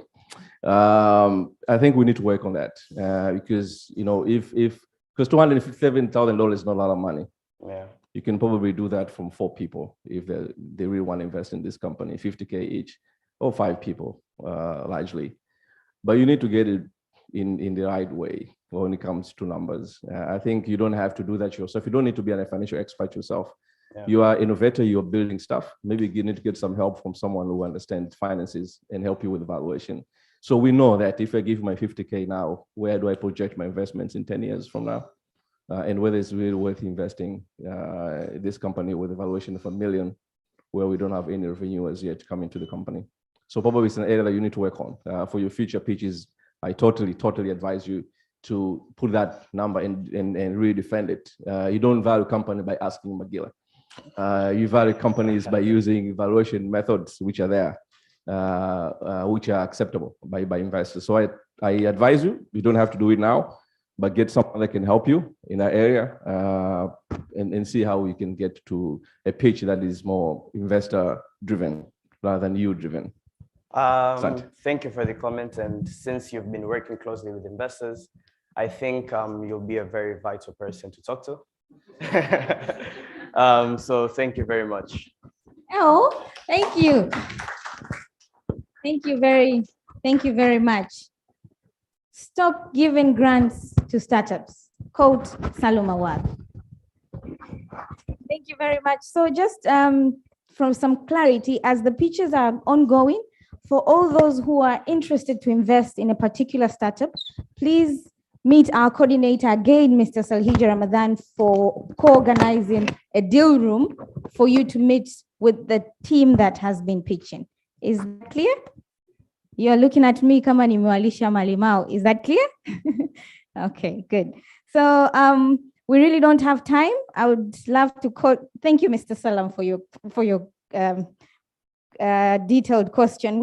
I'm calling to the stage our next speaker, Mchongo. Let's hear it from Chongo.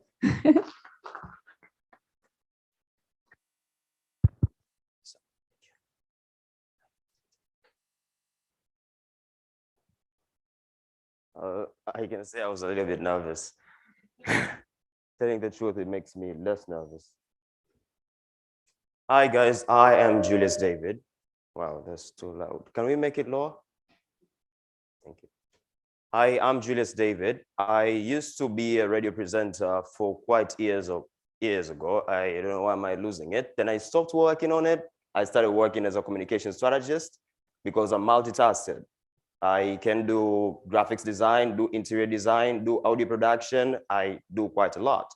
So despite all that, push that away. I started in Chongo because of one simple thing. A lot of people have been striving on finding jobs, and finding the difficult part of it is because they're not using all their efforts. They're not using all their skills. They're not using all their capabilities. So Mchongo actually use people's skills, use people's talent, use people's efforts, and it helps them to get where they want to get. And so far, how I've created Mchongo is around 25 categories of jobs with 597 skills. That's all skill sets from farmers, painters, and professionals, etc. We name it. Going on forth, well, there's a lot of problems that here I'm challenging. There's a lot of problems. That means from getting a job, it's hard. Getting a person that you can trust is hard. Getting a person that actually cannot steal from you, it's hard itself. Getting a person who cannot overcharge you for the right service is also hard itself. But how can you get them? You're new in town, or maybe you live in town. How can you get them? The simple way that I actually come with this through is to get through Mchongo. To get through Mchongo, because we identify them, we get their identity cards, we get their credentials, who they're from.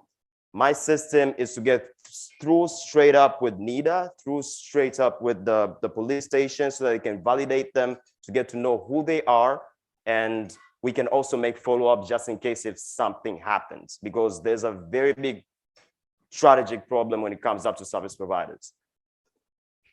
I'm also tackling up on the biggest problem of the world, and that's 9 out of 17 Sustainable Development Goals challenges. That's from zero poverty, zero hunger, health, gender equality, decent work, industry and innovation, infrastructure, reducing inequality, sustainable cities and communities, partnership for goals. I do believe that working together can be much more easier with Mchongo, because now you can connect with people easily for different services and different prices as well.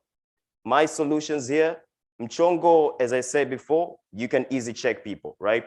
Not only that, but also Mchongo does not send funds to people until when they deliver a service to people. So we withhold the funds until when they complete the service, then we pay them off. And if they don't deliver, then we get a person who can actually get it through. Let me keep it up to the pace. I did my presentation with the media, and the reaction has been very good. Thank goodness. We charge 20% of every service that we take, from every service that operates through Mchongo. That is how we do it. And this is our charges. And so far our capital is around there. And we are intending to rise at around 433,000 US dollars a year. And we coming years, it's going to be more, because we are targeting East Africa. Looking around Uganda, Kenya, and Tanzania, we have no direct competitors. And this gets us at around a target of 159 million people in East Africa. That's 50 million people that we are seeking. They're seeking opportunities in East Africa. Let's just be realistic. And so far, my competitors internationally are Upwork, Freelancer, Fiverr, Nigeria. We have some since 2012. Biscuits in Mozambique. I'm trying to pay them a visit on the 2nd. And No Sweat Week. That's in South Africa. Started in 2009, 2008. They're doing pretty much good. In Tanzania, we have no direct competitors.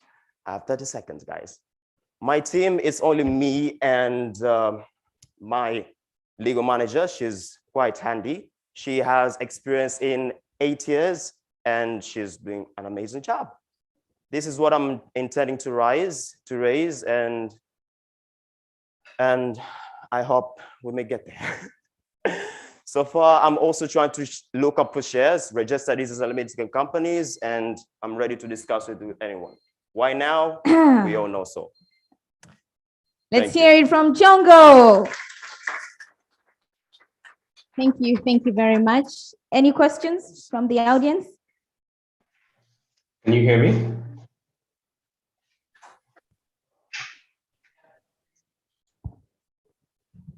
I think this is a great idea, because there has been some traction in this, like trying to capitalize on the gig economy. But my question is, what's the value that you're providing that's different from these other competitors? Not that you're just in Tanzania, but Tanzanians are already using Upwork and all these other websites. So what are you introducing to Tanzanians that's different from them? Thank you. Well, actually, if you really check up on Upwork or Fiverr, any of that, they don't offer certain service. Let's say you want a painter. Would you get that in Upwork or Fiverr? If you want a gardener, would you get that in Upwork or Fiverr? Plus the prices, are they African related? No. So there where I come in. Oh, that's where you come in. Sir, you had a question. Briefly, Karibu. Yeah. So I think from the advice Salim gave to the previous one, you should also look at the numbers. I look at the operating cost is 410,000 US dollar. And then your working capital is 10,000. So look at those numbers first. But again, another issue, my question is, so do you have an agreement with those who are already going to kind of the service providers? Do you have any agreement already in place? Okay, first, I thank you. I want first to cover up on the numbers. The numbers, how I calculated, is relating on how every expense is going to go down through the whole year. Starting from employment, starting from the payments of the site, starting from the whole structure in the whole year. I can break it down for you if you will give me a chance, but not now, but some other time. And relating to the second thing, we are not employing people to have them. What we are doing is giving them a chance to come to the platform, fill up their profile, what they can do best, and how they can serve, so that they can easily be found and they can also easily grow. What we'll do is to boost them more and give them that grooming nature, because they don't have that advantage. Majority don't. Okay, and that's a wrap. Thank you very much. Let's hear it again one more time from Chongo. 2 down, 8 more to go. Ladies and gentlemen, this is Sahara Sparks 2021 with the theme Future Reimagined. Again, we really thank you all for being here today. We have a number of comments and feedback from the virtual audience that is following up on YouTube Live. We hear you and we appreciate your time today with us. Please remember to share your experience socially with the hashtag Future Reimagined. Now, next to the stage is our third picture. Let's hear it from MedPack.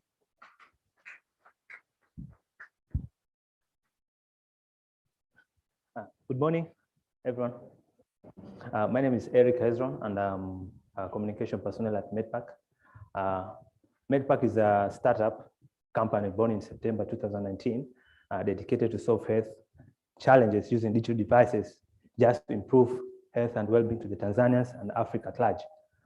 And MedPack is the fast growing trusted youth-led company, which is established with IT team and health personnel. Simply, MedPack provide platform for the customers, doctors, patients, and caregivers, whereby they can buy or order their medication or pharmaceutical items, and we do deliver to their doorstep. These are the challenges most of us facing when we try to buy medicine or require pharmaceutical items. The issue of privacy, the issue of queuing and wastage of time, disabilities, access to medical assistance, improper use of medication, and inaccessibility of pharmaceutical items. So we MedPack came with MedPack application. So MedPack application, the user can upload his prescriptions. After upload prescription, we sort the medication by dose, we put it in a proper package, then we do deliver to their doorstep. The other thing, the user can explore categories and also can buy medicine and health products to their favorite brands. Not only that, there's a big discount for the MedPack application. More to that, the user can learn health tips within an app. Why opt MedPack? We all love privacy, don't we? MedPack application ensure your privacy. It's easy to access, affordable, and can save your time. More to that, you will have your medical assistance. This is our review from our customers who have used the app when part of the Dar es Salaam city.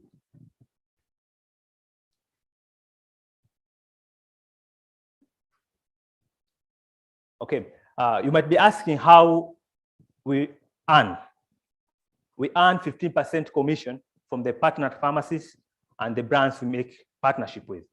Also earn during the, when we do delivery, charges to different parts of the Dar es Salaam city. This is our milestone. Last year, we launched our website.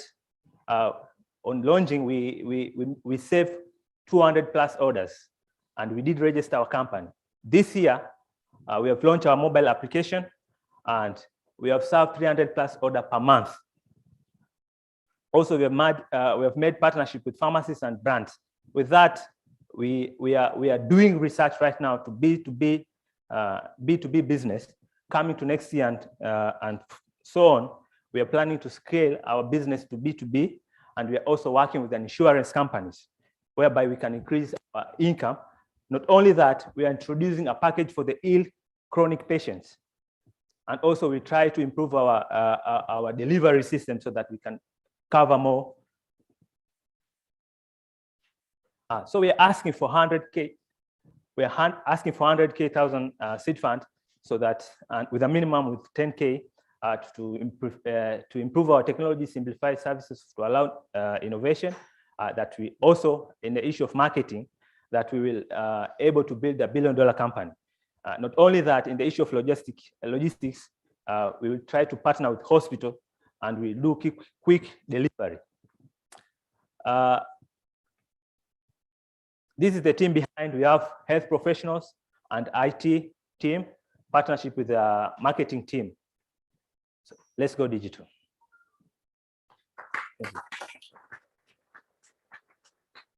That is MedPack for you, Asante Sana. Let's hear it from the floor.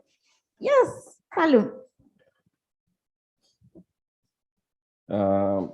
Few things. One is, are you one of the co-founders? Yes. Are you sure? Are you sure? Yes. Okay. Cool. Because the way you introduce yourself, you work as a communication personnel. Yes. And I wanted to know why founders are not presenting. At the end of the day, but it's not a big issue. How do you verify the medicines before you upload to your system? Yeah. So how do we verify medicine? Yeah, because there could be fake medicines and people just upload somewhere, someone sitting somewhere in Bagala and uploading stuff. Okay. So we have health professionals within the team, whereby they are able to know the medicine, and also they are working in a government hospital. So with that, they are able to understand which medicine to upload and which medicine not to upload. No, but how do you verify in terms of whether this drug is legal and can be consumed by a patient, so that we don't use the platform where people can sell drugs to each other? They can have unrepairable effects on the patient. I just want to know from the control perspective. If you don't do that, it's okay, but I just want to know whether you're doing that. We do partnership with our trusted pharmacies. So okay. If I get the correct, we do partnership with our trusted pharmacies. So with them, when they get the prescriptions, they're able to sort it by dose. Okay. And for us, we do deliver to them. Okay. How many users do you have out of the 300 downloads that you had? Currently, we have launched an app. So we're having almost 80. Okay. Before we were using the website, and no more to calls. Okay. Okay. From the $100,000 that you're raising, so minimum is 10K. 10K. Okay. What's the minimum of the $100,000 that once you close that, you can use the money and sign up your investors? We are planning to have to register. We're planning to bring in hospitals and expand business to more cities, because we are only doing Dar es Salaam, probably in the city of Zanzibar and more. No. My question is, say minimum is 10. Say I have 10 now. Okay.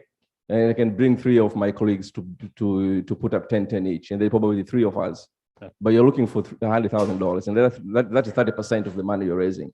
Yeah. Would you take our money? What's the minimum of $100,000 that you can take from investors for you to move to the next stage, or until you hit 100K? Otherwise, you don't take any investors' money. No, we take. Okay, so all the best. Thank you. Yeah, you should take MedPack. Asante, let's hear it for MedPack.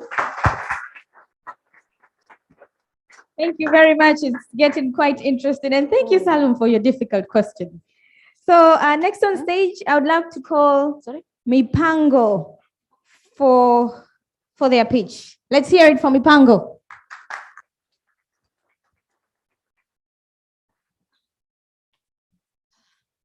Good morning, everyone. My name is Agnes Mole, and I'm one of the co-founders of Mipango FinTech. Mipango FinTech is an AI-enabled personal finance app for the unbanked population, as well as we act as software providers for the banked population. So 2 years back, my fellow co-founder and I realized that due to bad spending habits, we realized that we had no savings at the end of the year. We had no investment that we had done at the end of the year. So we decided to further our research and realize that up to 60% of the Tanzanian markets do not know how much they spent over the past week. If I would have to ask the same question right now, quite a lot of people do not know how much they spent.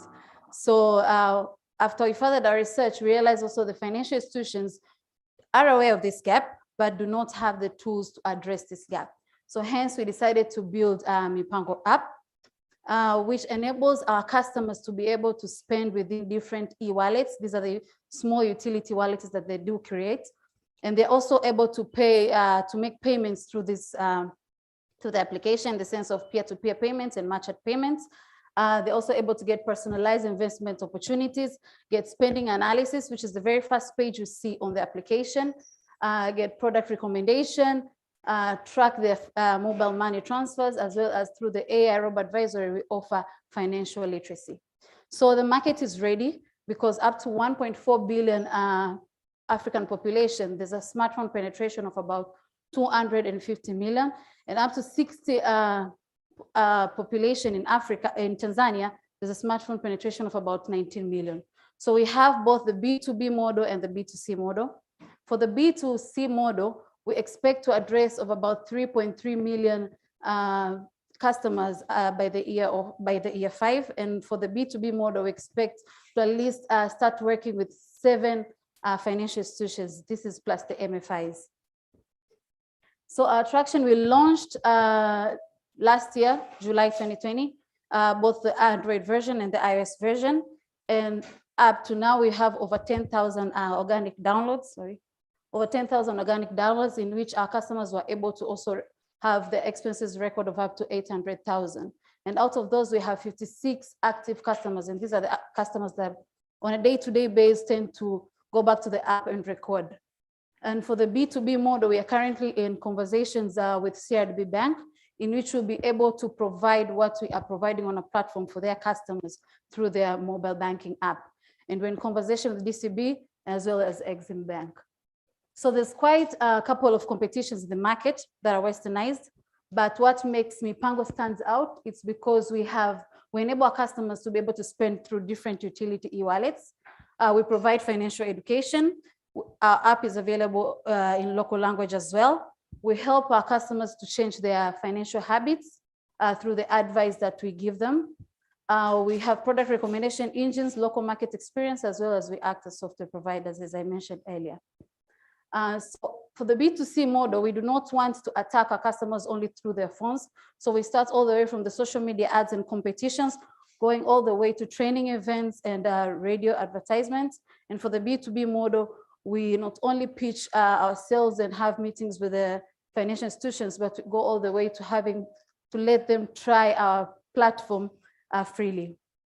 So in regards to our financials, we are currently raising $350,000, in which will enable us to reach by the year 2, we'll be able to have at least 500,000 customers in our platform. For the B2C model, and for the B2B model, we'll at least be able to pin down at least 2 banks that we'll be able to work with. So for the B2C model, how we make money is through in-app ads, and as well as we act as, we earn commissions through financial institutions as we act as sales or digital sales agents. And for the B2B model, we have platform integration fee, monthly maintenance fee, and as well as feature fee. For every new feature, we do charge. So our future is bright. So we not only want to end with enabling our customers to record their income and manage their personal finance. We want to be able to enable them to have access to quick loans, get credit scoring. We also want to launch Mipango for SMEs as well as Mipango for farmers. And once we establish this blueprint, we'll be able to scale up to other East African countries. So our team, collectively, we have 10 years of experience in working for fintech in Africa, and we previously founded a micro health insurance that was acquired with 50K paying users. Thank you very much. Asante sana. Who are you wearing? Thank you very much, Aggie. We are happy that we have questions from our online participants. Esther, could you please ask the questions on their behalf? Sure. So the first question is, where does the financial education content come from? Is it developed in-house, or do you have contributors posting it? And the second question is, what is the traction so far in terms of active users, and what's your churn rate? Okay, so the first question is, do we develop the advice in-house? Yes. Yes, so currently we have not yet created the AI, so we need enough data in order to be able to study the human behavior and yes, in order to study the human behavior and be able to give advice to the customers. So it's going to be built in-house. Yes. And the second question was traction so far in terms of active users and churn rate. So in terms of active users, we have about 56% of the active users, in the sense that, I don't know if you can hear me, in the sense that they do record on a day-to-day basis. Yes, and in regards to churn rate, I think I'll have to get back to you. Thank you very much. And that's a wrap. Let's hear it from Mipango. Asante sana. Yes. Thank you. We are really, really behind time. I'd love to call in our next speaker from MITS Kids. Karibu sana, the stage is yours. Makofi basi, anakuja kwenye stage.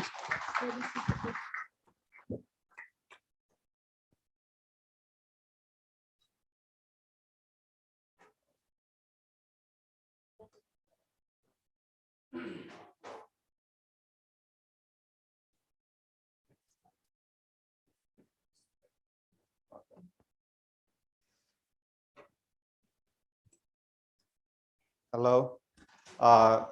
So you can see the blackboard there, and that is how I learned some subjects, and that is my exact face when I saw a physics teacher in the class, and that is the exact situation in the examination room of the physics subject. So you can guess the situation when I was studying physics subjects, but I didn't drop it. I'm here, I'm an engineer, and today I want to reimagine the future of the next STEM students. We build student companion kits for syllabus-based science subjects in practical, and it's a very affordable kit. You can see it's portable. We sell it at 13 USD with some components that the student can use at home, building different experiments directly related to the syllabus they learn in the classes. And this is about like 80% money conserved, because if you want to go out there if your students go out there to seek the practical session, he'll pay or she'll pay for around 10 USD per single experiment. But this is 7 experiment physics set and 13 USD. So this is the future of the class now. You can see the faces of the students. We piloted it in Mwanza, and at the end, we are sure that we'll be encouraging a lot of students learning STEM subjects.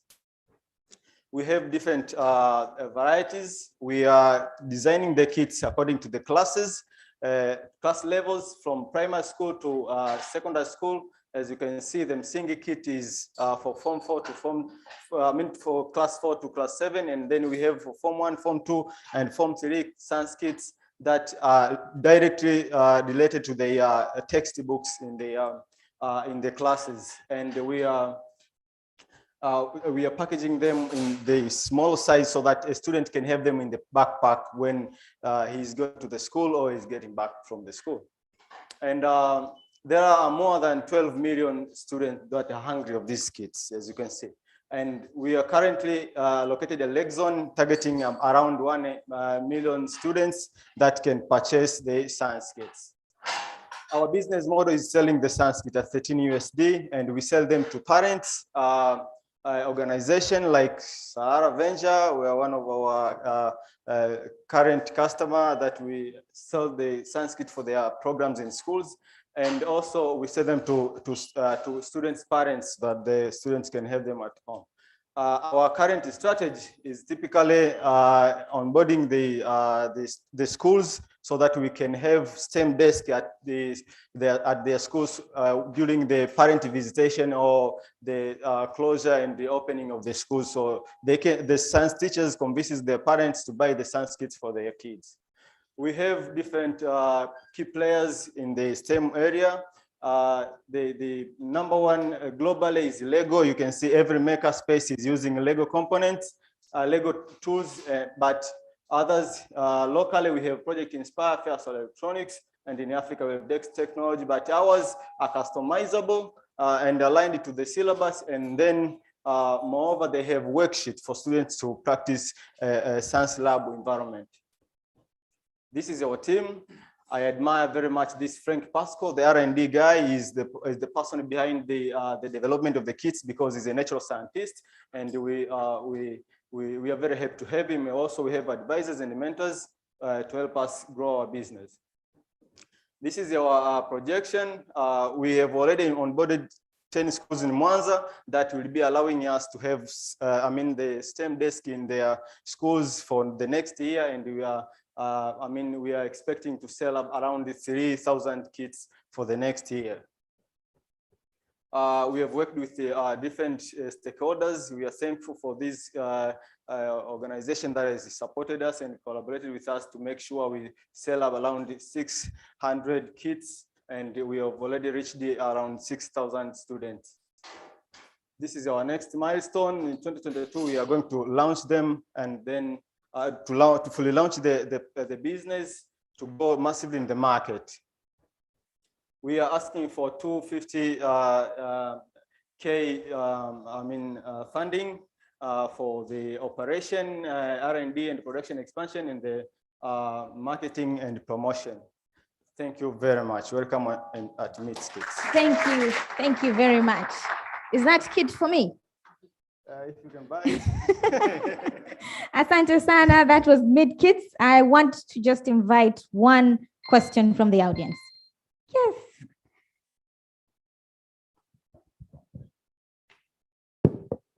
I would just like to go back to the competitor analysis where you were talking about the things that you are better than, or you had that the competitors didn't have. Okay. One of the things that I'm seeing is that, these are kids that they're sold to schools, or sold to students or parents, and then they can give it to the next child.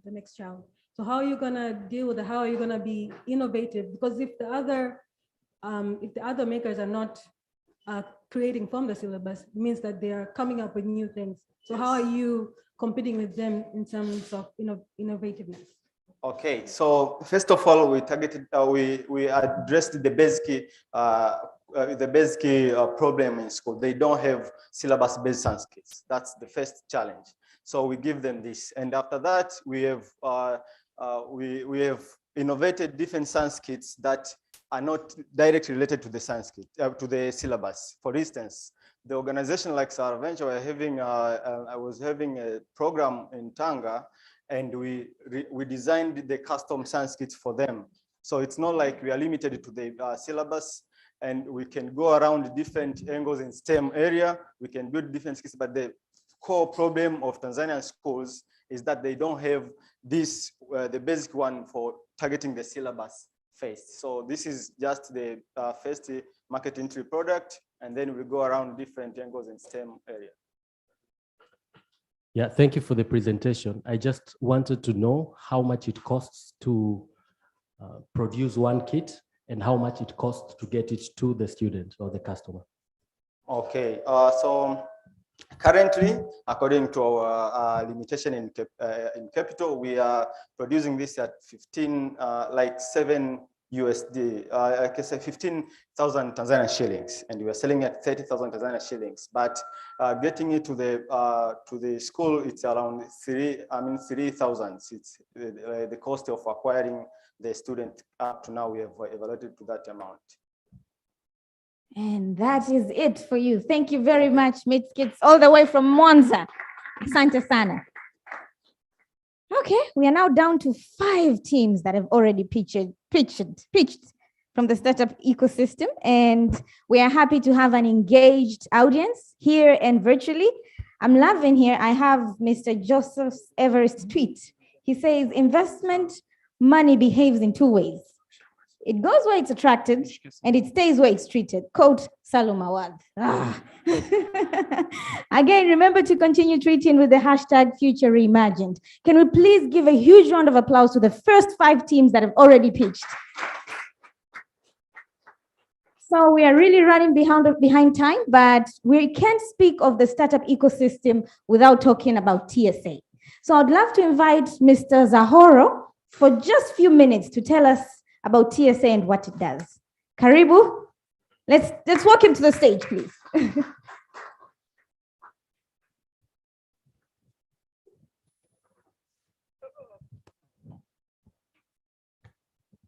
Good Good morning. So, as some of you already know my name is Sahara Muhaji, and I'm one of the founders and the CEO for Tanzania Startup Association. I think this is important that we repeat what TSA does, because almost every speaker who I had a chance to speak today spoke about the challenges and the role regulatory and legal framework can play into building or constrain the ecosystem. And that's the reason me and a few other ecosystem players or leaders took an initiative to actually start Tanzania Startup Association. So Tanzania Startup Association is a membership-based organization. That means the members themselves of the ecosystem owns the association, and their key role is to engage with the government and the other key development stakeholders to make sure that we have a conducive business environment. Things like my brother Salum has mentioned, things like capital gain tax, issues around registration, and all other host of regulatory issues. I think later I will explain when I get more time, but that was just what I wanted to say brief about what TSA work is doing currently, and it's something which is ongoing. Apart from that, I would love also to take just a few little minutes to just update you what TSA is currently doing.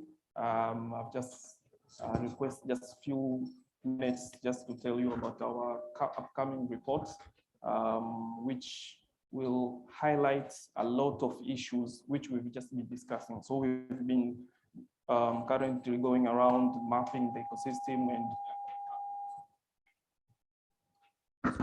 addressing the pain points for the ecosystem. So I would love to call here on stage our program officer, Mr. Pregot, to come quickly give us overview of what the report is all about, which I think it will be launched and available for everyone in next 2 weeks. Pregot. Good. Hi. Good afternoon. I had to make sure this is working. So my name is Pregot Jaffet, and I work with TSA as programs lead. And for the past few months, TSA have been conducting an activity that's called mapping and digitizing the startup ecosystem in Tanzania. And this comes from a need, that comes from a challenge that every one of us, whether a startup or an enabler or a stakeholder experience. And for just a bit of a background, assume you're an investor, you want to fund startups that are in tourism in Arusha. And probably you're not Tanzanian, or you are Tanzanian based in Dar es Salaam, where there are few, because tourist destinations are in the regions. So you literally struggle to find the information. But also if you're a startup looking for a hub maybe based in Mwanza, you also struggle to find, because the information is not widely known. And us as TSA really face this challenge because we advocate for a lot of stuffs with the government and other and other stakeholders. But then, for example, you get a question from government, where are the startups? Probably there are 10, 15, or 20, 50 that are known in the ecosystem, are widely known. But then you cannot go ask for a policy for 50 startups. You need to know the startups well enough. So we took this initiative to map in terms of identifying who are the startups and profiling them. And then took the information and embodied it on a digital platform to create some sort of a virtual ecosystem where anyone can access startups, hubs, and you can actually see the startups based on where they are, what sector they're in, how much they've raised, if they're looking for funding, and that sort of information. So we visited physically 14 regions of the country, and we spoke to startups, entrepreneurship support organizations, development partners, financiers, government agencies, and learning institutions who we believe are the core actors or stakeholders of the ecosystem. And we looked at 7 typologies or domains that influence performance of the startup ecosystem that are well used in the world, by the way, but we customized to fit the Tanzanian context. So we looked at the governance in terms of laws, regulations, and policies, the entrepreneurship culture in Tanzania, infrastructures, in terms of hubs and physical infrastructure, the finance, skills, entrepreneurship skills, markets, and coordination, ecosystem coordination. And so all this activity had two pillars, which the first one being mapping and the second one being digitizing the ecosystem. So we will deliver two different deliverables. First one being a report, which we look to launch in the next 2 weeks, and a platform, the virtual now ecosystem, which we also look to launch in the next 2 weeks. And I think that's all. This is just an introduction of an activity we've been conducting, and based on these typologies, we hope and look for that it will actually save every stakeholder in the ecosystem, because everyone is, it's cross-cutting. And thank you. I think I'll just wind up there. Thank you. Thank you. Thank you very much. So we're expecting to have the report in 2 weeks' time. Definitely. At the TSA website? Yeah, and we will actually invite the ecosystem. Oh, good. Yeah. Let's hear it again for Tanzania Startup Association. Asante sana. Asante sana. Ladies and gentlemen, we are on to our next activity for the day. We are going to have an interesting panel discussion that is around addressing financial gaps for early stage businesses in Tanzania. Interesting. Oh, yes. I would love to call on stage our next discussants for this panel. We have Mr. Sahara, who's already on stage. Thank you very much. And we are also going to be having Mr. Joseph, I want to say this right, Mr. Joseph Manirakiza. Did I do it? Yes, let's hear it from Mr. Joseph Asante Sana from Funguo. And then we will have again Miss Catherine Misigaro from Enea. Karibu, did I say it right? Yes. Karibu Sana. Let's hear it for her. Karibu Sana. Next on stage, we also have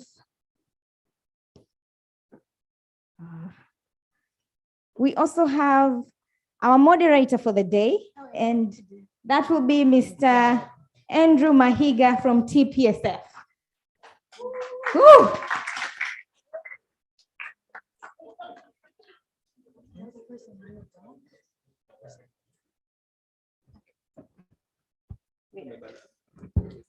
Yeah, you can sit there. We're supposed to have Mr. Gwakisia from NEC, but he wasn't able to make it. So, Karibuni, the stage is yours. I am Andrew. Yes. I'm gonna sit right there to signal you on the time. Karibu. Like the pitches as well. No. Like when you don't have enough time, and like you need to wind up. Karibu. Asante. Good morning, everyone. As our facilitator mentioned, my name is Andrew Mahiga. I'm the Director of Policy and Research from Tanzania Private Sector Foundation. Happy to know everybody up here. Good to see you guys. Good to see everyone. So I wanted to start off with a quick intro, but Sahara, I think you already introduced yourself and TSA. So maybe we'll start with Catherine, who you are, what do you do, maybe 2 minutes, and then on to Joseph. Karibu. Okay. Hello, everyone. Can everyone hear me? Yeah? Yeah. My name is Catherine Scar, as already introduced me, and I'm a management consultant. We have started a startup clinic to support SMEs and startups, innovative startups, to navigate strategy, operations, and scaling in the East Africa region. We've been doing this for 3 years, and it's been an interesting journey. All the things that we're learning, the struggles that we're seeing that startups have, either they've been operating for 5 years, or they've been operating for 2 years or 0 years. So I'm happy to be here and share. So, Karibu, Joseph. Yeah, thanks, Andrew. The name is Joseph. Can you hear me? All right. Well, I'm leading the Funguo Innovation Program. At the moment, it's a new program which apparently has got quite a lot of, can I call it anticipation, excitement. I hope we are going to live up to the expectations of most people here. What it actually aims to do is to address the issue of innovation financing, and also at the same time address the issue of innovation service delivery, working with innovation enablers, and also touch on the innovation enabling environment. So it's basically taking over from the former HDIF, which had been around for the past 7 years. So I'm glad to be here to continue this conversation. Asante. Asante, everybody. So our topic, as was mentioned, addressing the financial gap for early stage businesses in Tanzania. And I know all three of you deal with that in your own different ways. So I'm going to pose the same question, but in relation to what you do. So Sahara, what challenges, you do represent startups in Tanzania, what challenges are you advocating for around finance, access to finance through your members? You know, what are the biggest issues? Catherine, I know you provide advisory services. Is financial advisory part of that? And again, you know, how do you balance someone who doesn't have money but charging them for financial advice to get money? And then also, Joseph, I'd like to know from you, as trying to grow and enhance this innovation ecosystem, what are the biggest challenges you're seeing out there? Not necessarily that you're working on all of them, but like what's the biggest number one constraint around access to financing? So Zahara, let's start with you. Okay.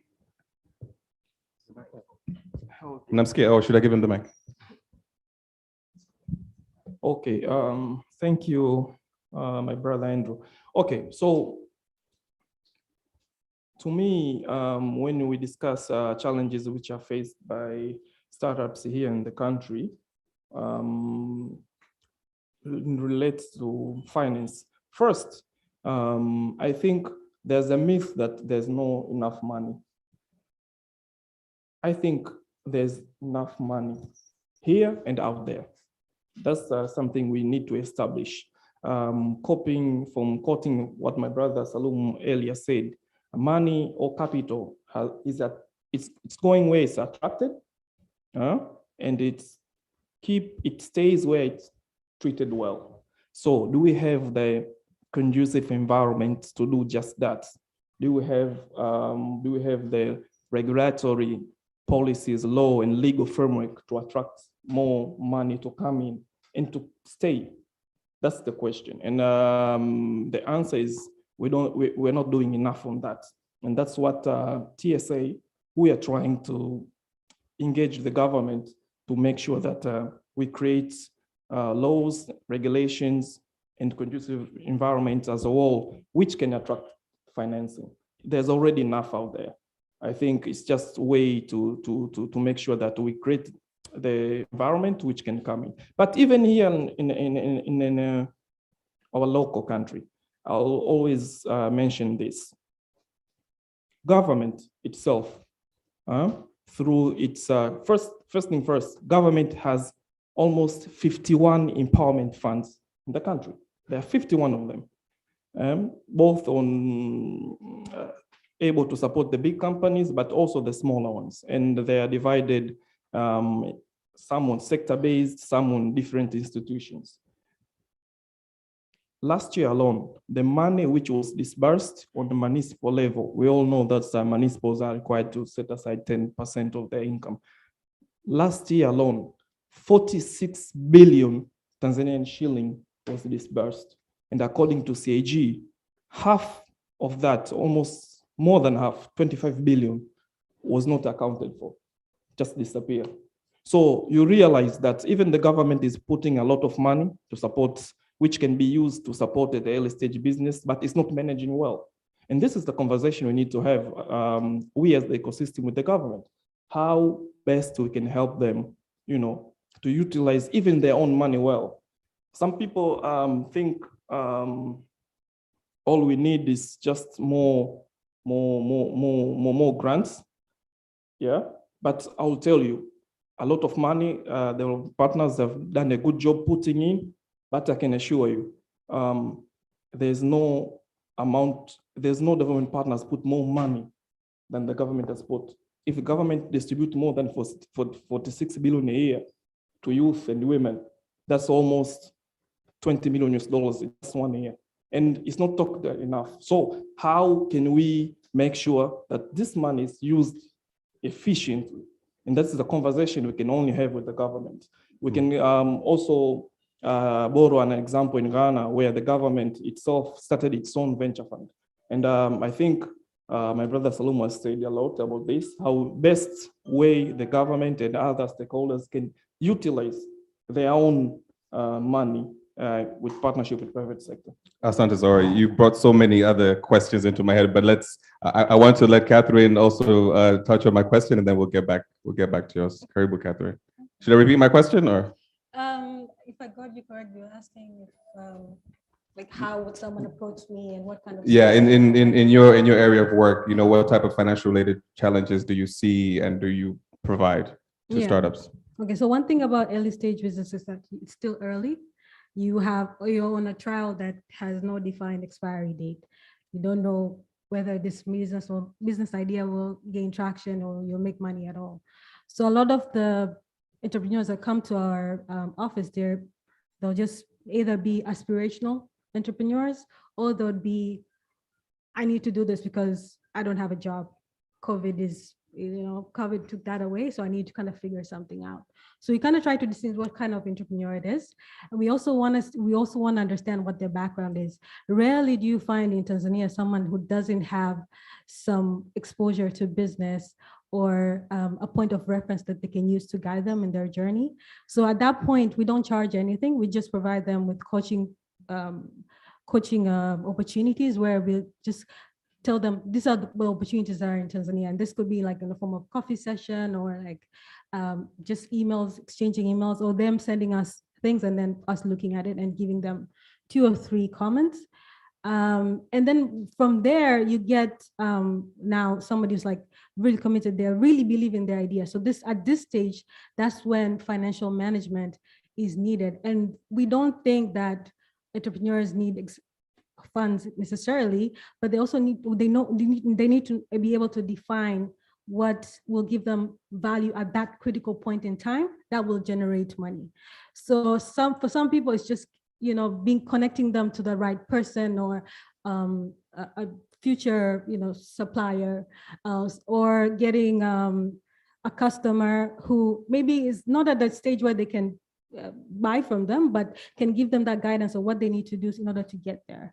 And then from then we start saying, now you need to mobilize the funding, and we encourage them to join these accelerator programs, because sometimes there's seed funding available so that they can be able to develop their business more. But a lot of the time we try to say that you need to tap into your personal savings, you need to tap into your family network to be able, in order to move, and that actually works. It works, especially if you are going into the traditional sector.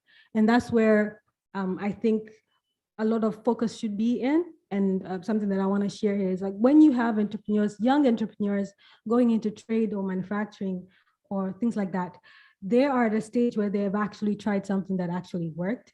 And so for them to pivot into something that is innovative is easier because they have the fundamental skills, business skills, that you can add on and start charging them a fee on, and say like, okay, if you cannot pay this fee, then maybe you can mobilize funding through a grant or like loan or a bank loan, because now they have something that is of financial substance to a stakeholder like bank or institutional funder. So I think I'll end there. But that is like our process in engaging entrepreneurs and tackling the challenge. Asante, thank you. I like how you mentioned not everyone has a financial challenge, because I was going to ask that later on, that like, is every problem financially related? Maybe your idea isn't good enough. Maybe your team needs some skills, and I was going to ask, yes, it's good to say there's not, but Zahora says there is money out there. It's good to say, there isn't any financing out there, but how ready are you for this financing? How ready is your team, is your idea for actual growth? Are you developing something so you can get money, or are you developing something to address a challenge or to make a difference? So thanks. Joseph, Karib. Thanks. Well, I think there are 3 key big questions that we need to address here as far as manufacturing financing is concerned. One, I think there's this debate going on about whether actually there is enough money or there's not enough of it for startups. I think that's debatable. We can talk about that. The second question is about the type of money which is there, if at all it's there. And the third question is about what's the role of every player within this ecosystem. One, let me touch on the first one. Well, it's something I have always argued with Salum about whether actually there's quite enough money in the ecosystem for the. I totally agree. There's enough money, but what kind of money is there? Is there enough money for the early stage startups? Because if you talk about the private equity of this world, the venture capitalists and stuff, they are not interested in these early startups that are looking for 10 to 20, 50,000 because it takes a lot of work to actually manage that kind of portfolio. So who is supposed to fill in that gap that the big players cannot fill in? So as much as money could be there on paper, we see it around, Tanzania or elsewhere, but is it meant for the startups we're talking about in Tanzania? So that's actually a question that you need to ask ourselves. The second one is the issue of grants or no grants. Well, let me agree with Salom about his assertion earlier on that no business can ever grow on grants. Granted, I totally agree with that, but grants, facts show that grants have actually been very essential in growing innovations, in getting innovations off the ground. So I think we need to reach a point and look at, okay, at what time do we need to use grant funding? Of course, I touched on that we need to use grant funding to actually de-risk these startups, so maybe innovation which is not yet proven like that can be scaled, so that can be attractive to these other big investors. So that's to me that the role of grant that I think I see that it can be playing. I think the grant funding has been probably misapplied before. Probably because of various reasons. Maybe some of the players would like to tick some of the boxes early because probably I have peers I have to report on. So probably I'm under pressure to invest into whatever council I can okay report. Secondly, it depends on how some of these interventions grant mechanism have been designed in the first place. So if a certain development partner has come up with like properly or already designed kind of mechanism, that dictates that whoever is going to be implementing should actually use this kind of mechanism. Then it becomes difficult to be flexible, although sometimes you can actually influence when you're implementing. So that, I think those are the key questions as far as grant funding is concerned. We can say there is a lot of money, yes, but probably there's not the type of money that we need for the early stage startup is not there. And we have to find a way of like maybe make the whatever available money useful for these early stage startups. The last question that I want to touch on is about the role of every player. And basically, you cannot solve the financing issue without solving the other big problems. We always say that, okay, we need to welcome money to Tanzania, but what do we need to do for that money to come in? Salum has put it rightly, and Zahoro.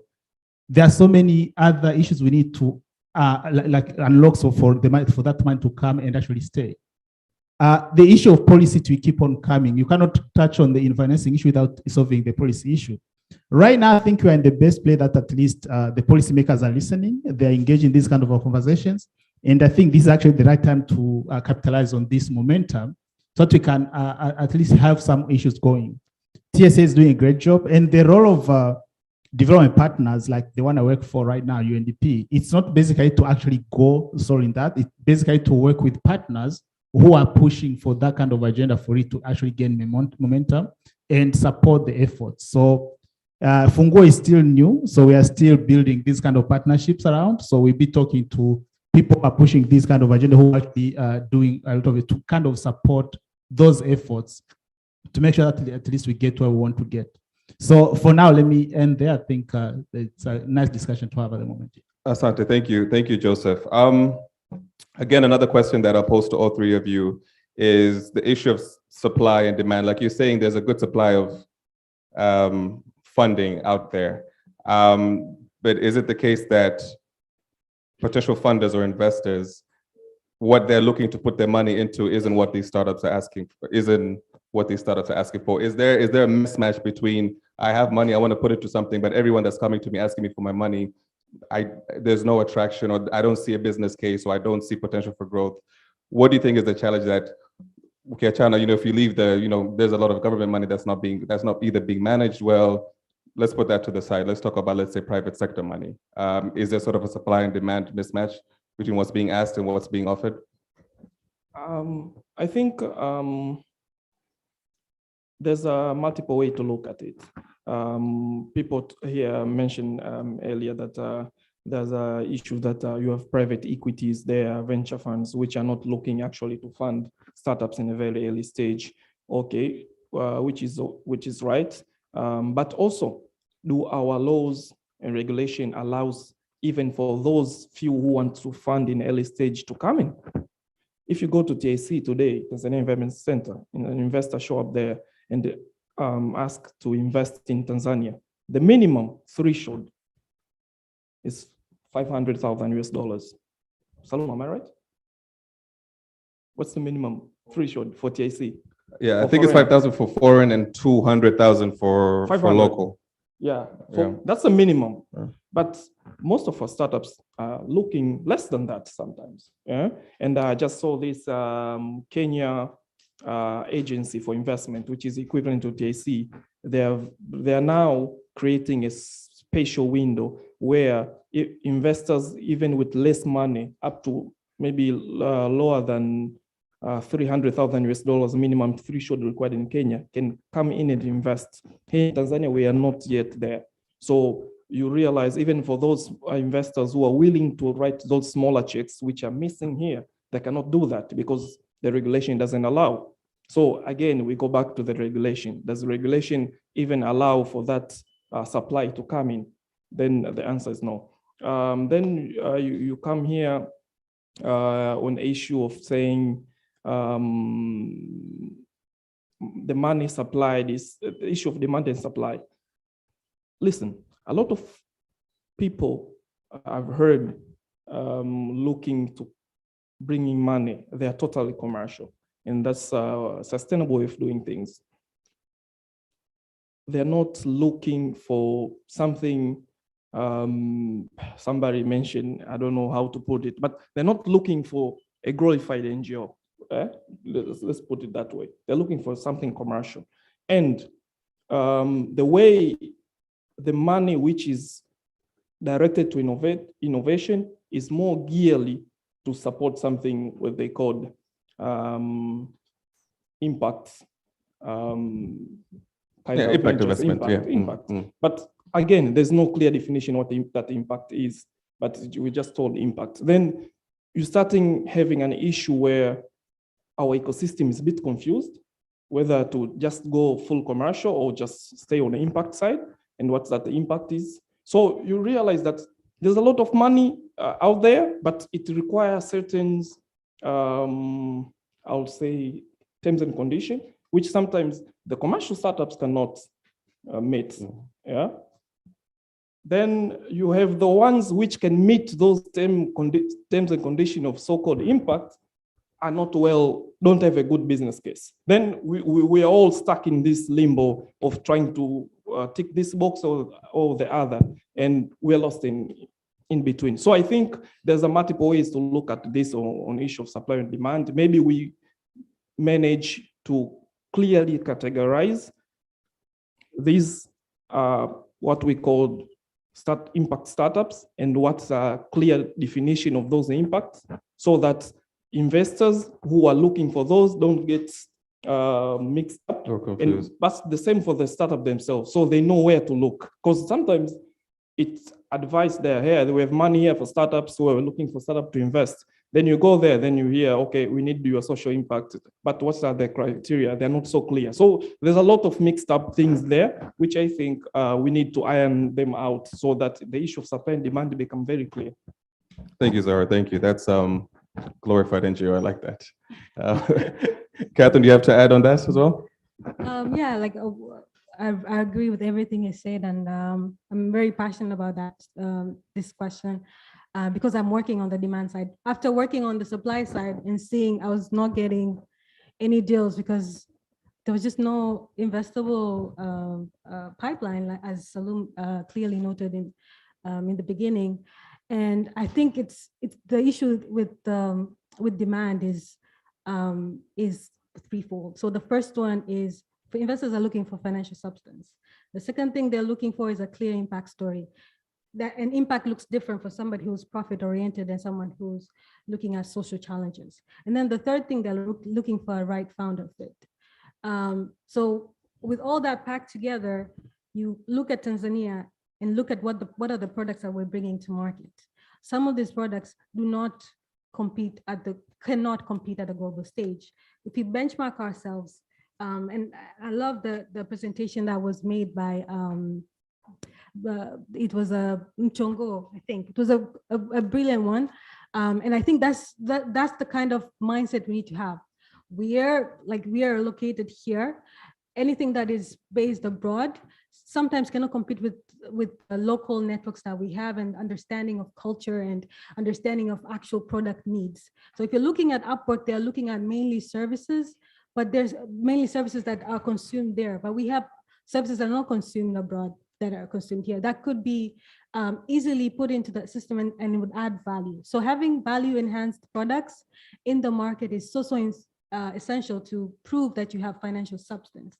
And then the second thing now is if you're having 2 billion, like I'm assuming like a PE investor, if he's working alone or with a couple of partners, they have $2 million to $5 million.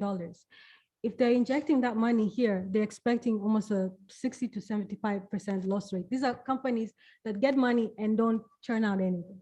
Like they don't give back the money. So you have to really prove to the investment committees in their boards that like whatever money is going to be pumped in, it's going to bring a return. It might not be a 10 times multiple, but a 3 times or 5 times, it's something that you can actually hold on to and say like, hey, why don't we include this in our portfolio? Because we're going to lose some money anyway. So you need to kind of think of it from a financial perspective and say, this is a person that is committing money. It's a risky undertaking. So I need to prove that this business idea will work in my market, in this local market, and can be scalable throughout Africa. Because if you're just looking at East Africa alone, one of the presentation clearly highlights, it's like 160 million people just in East Africa alone. We have a common language, you have common culture. So there's just so many things to leverage off of from. I think that's something from the demand side that I would just continue to emphasize. On the supply side, I wanted to ask this question, but the lawyers left early.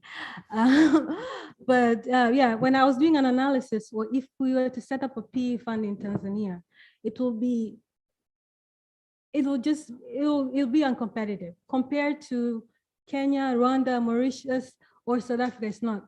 And the funny thing about it, when you're looking at Kenya, they didn't do a lot that Mauritius has done. They just changed one thing. Just look at the capital gain tax. They have a specific clause that, you know, kind of like encourages its investors to be domiciled in their country and use that as a hub to invest in other East African countries. Rwanda is following the same path and they have a very clear ICT strategy. So startups will be one of the key things that they would like to support, and they're making headways in that sector. So having being very tactile and also engaging the government in such a way that they see their political will is maybe misaligned to what is actually going on. And we're known, like in East Africa region, to be one of the tax aggressive countries. Us and Uganda, we're just the superstars. So, and there's nothing wrong with that. There's nothing wrong with being tax aggressive because we need to build roads, we need to build hospitals and schools and everything. But if we have certain conditions that help these PE investors to, they just think about like, I can open a branch in Tanzania and invest.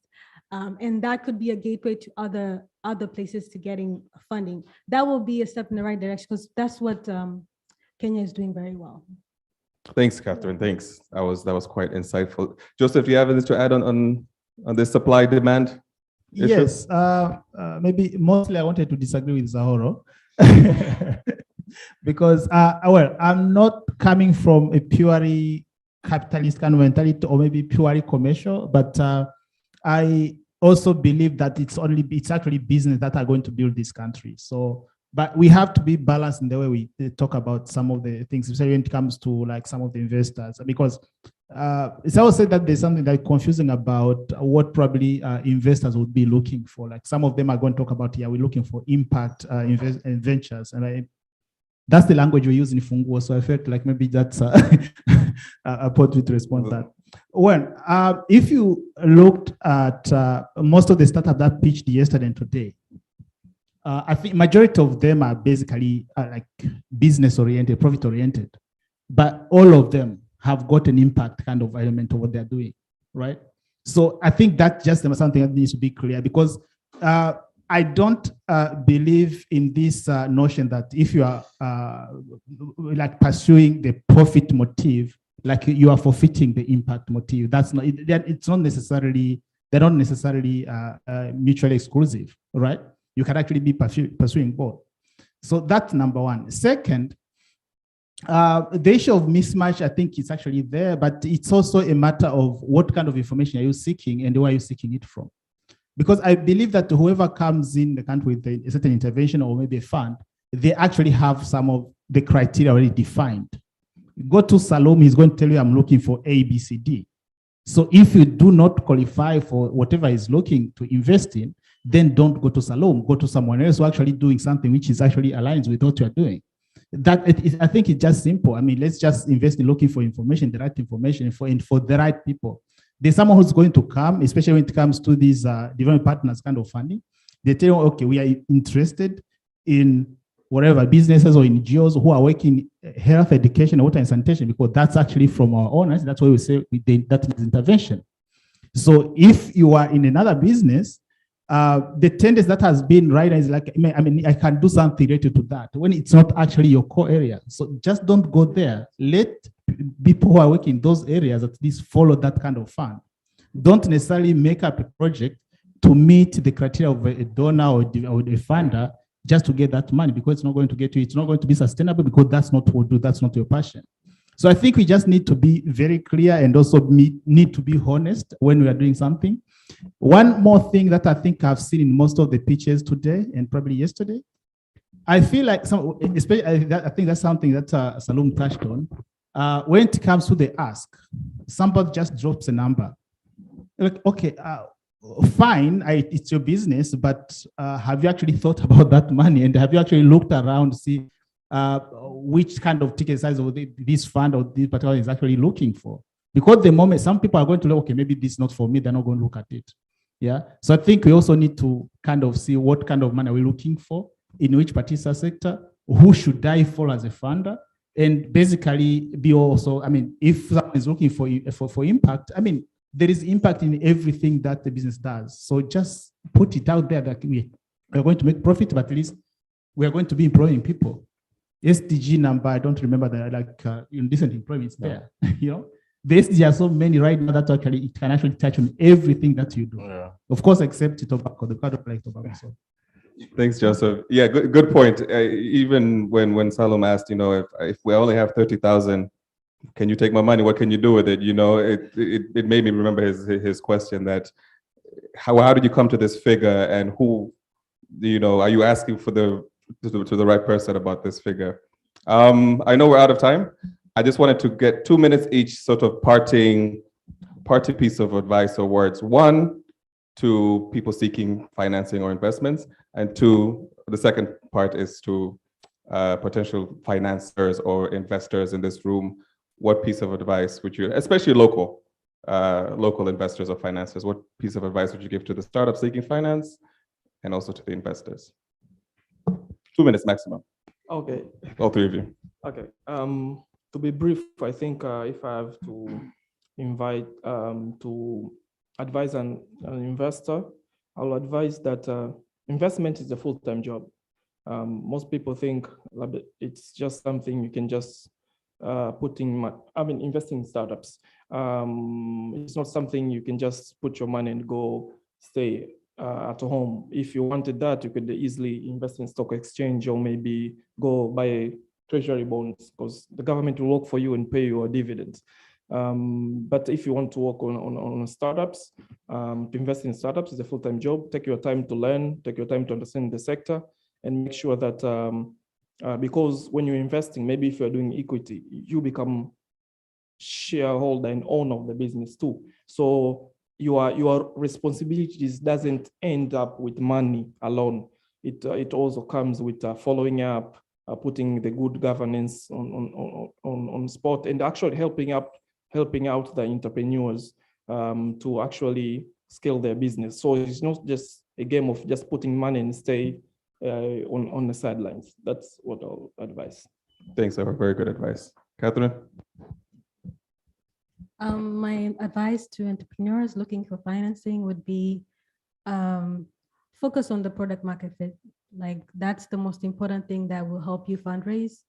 And if you have to, bootstrap or do anything to prove that product is needed, do that, because that will be, it will grace everything for you to when you're talking to financiers, even when you're talking to the bank, it makes sense. It makes business sense. So focus on the things that make business sense. Another thing I would say is, most of the times, at least foreign investors, they're looking for the next unicorn. So I really liked when MedPac said they're seeking to be a $1 billion company. That kind of gives that confidence. Like after that presentation, I was like, this is going to be a unicorn. So we should all be aspiring to be, looking at how can we expand this market base over time to really bring that value to that investor, because that's the stuff that they need to hear. And from the investor side, I would say, be prepared to do some hand-holding, but Tanzania is not where it was 5 years ago. Thanks to stakeholders like Sahara Sparks and other accelerator hubs, they've been doing a lot. The quality of the presentations that I've seen 5 years ago and now, they're totally different. So there's a lot of exciting opportunities in Tanzania, a lot of different a set of founders. You can find a founder fit here that you probably wouldn't find in the places that you're investing in. So I think Tanzania has a lot to offer, and we just need to be given a chance. Thanks, Catherine. Kaka Joseph, parting words. Yeah, thanks. Maybe to startups, I think opportunities are there for funding. I think it's just a matter of like being ready for that and actually looking at what every funder is looking for and see whether you actually align with that. And if you need help, I think there are quite a number of innovation enablers that are doing a great job to assist in making sure that you are ready to unlock that kind of chance. That number one. For the potential funders or investors, I think what development partners and like UNDP through Fungu are trying to do is basically to actually support this process and amplify some of the things that you are doing. So let's discuss. We are still setting up, so there's a chance to kind of design something that works for the ecosystem. So let's talk. If you have come across promising startups that you feel like they are still too risky for you to put in your money, but you feel like somebody could, if someone takes a chance on them, they can be ready in 1 year. So bring them to us. We can agree on the modality. That number. And for innovation enablers, I think, as I said, there's still room to talk, and that's one area we're actually working on. If you have an idea that you feel like it actually works, but probably it hasn't gotten financing yet, let's discuss. Even if it doesn't fit into what you are currently doing, we can build a case together, because as you say, I think there's money out there. We can build a case together and be able to unlock that kind of financing. Asante. Asante sana to my panelists. Thank you so much for some insightful feedback and recommendations. Asante. Back to you, facilitator. Round of applause, please, for everyone.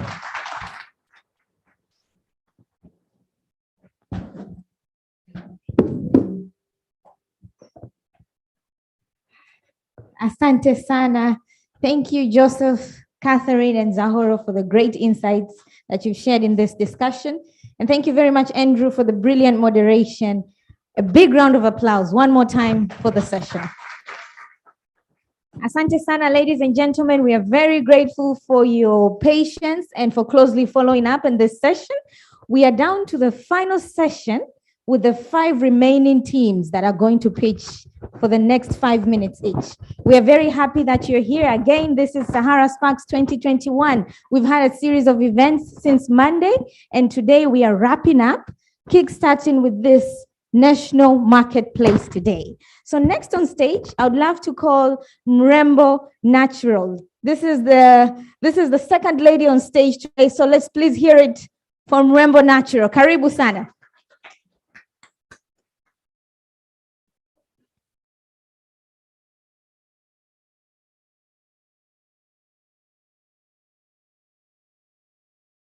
Remember to share your experience virtually with the hashtag Future Reimagined.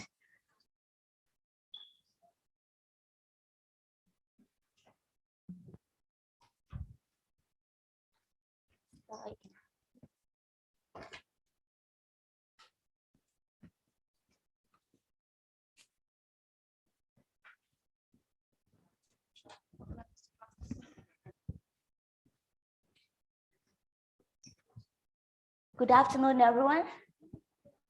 My name is Irene Enoch. I'm a founder and CEO from Mrembo Naturals. Mrembo Naturals is the first organic hair care line in Tanzania. We are producing organic products to help women to take care of the natural hair in simple manner and use less chemicals. Mrembo Naturals started due to my personal emotional story. When I was young, I was diagnosed with brain scars due to excessive use of hair relaxers at early age, which made me to have a low cut until I enrolled myself into university. And when I enrolled myself into university, I wanted to take care of my natural hair. I found a group of women who were also struggling to take care of the natural hair. Together, we started a group called Natural Hair Movement in Tanzania 2014 to create awareness to women on how they can take care of the natural hair in simple manner and use less chemicals to their product, to their hair, but the products which will help to enhance taking care of the natural hair were scarce and very expensive.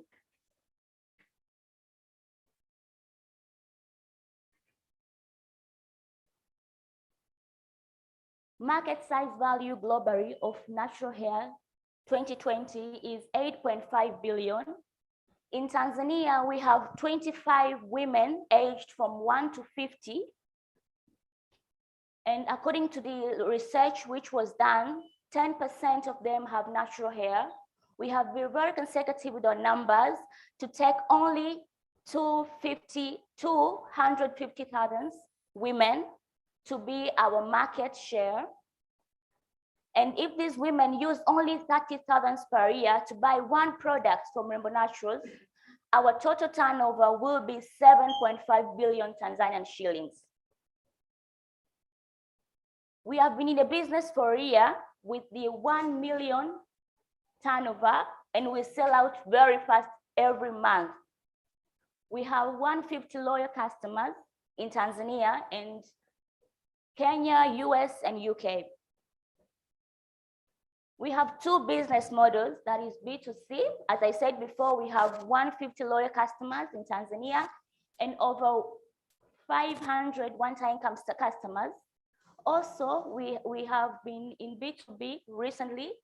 We have signed a contract worthy 20,000 USD with a client in the hospitality industry to produce shampoo in bulk. We also work with salons and beauty shops.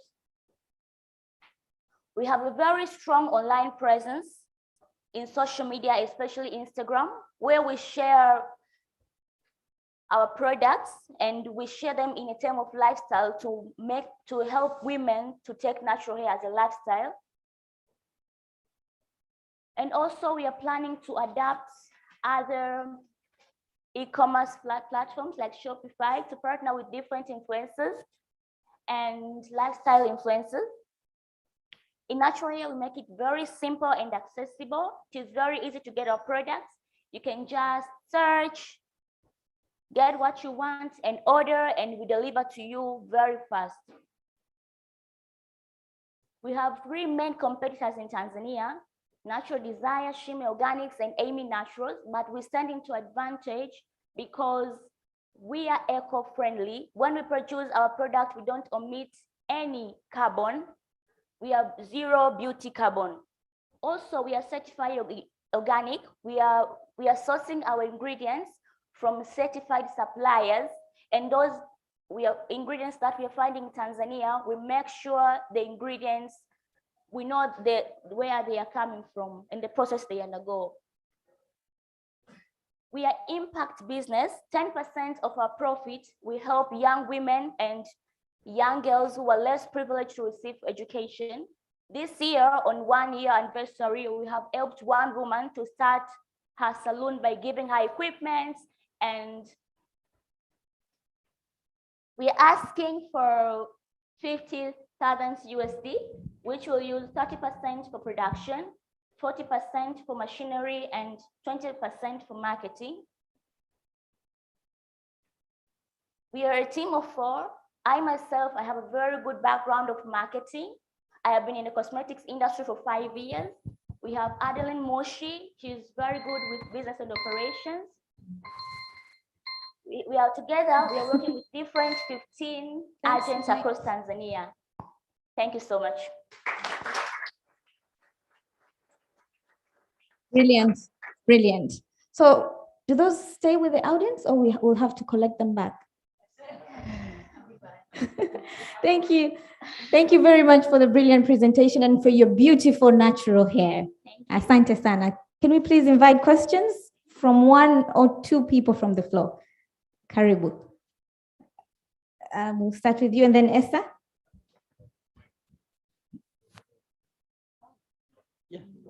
I'll wait for you. Oh, okay.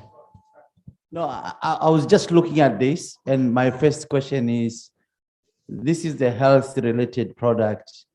How is the certification situation? Is it already cleared? That is first. But secondly, you are talking about so far, what is your production capacity? And from the marketing you have, what percentage are you selling? Okay, so I'm with our team members. So if You don't have to answer that. You can take that in.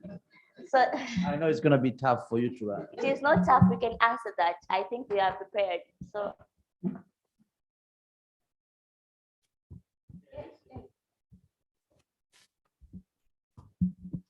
So you asked about production capacity. Mrembo Naturals in its first year was able to produce, so the product line has 4 products, and it was able to produce around 100 units per product every single month.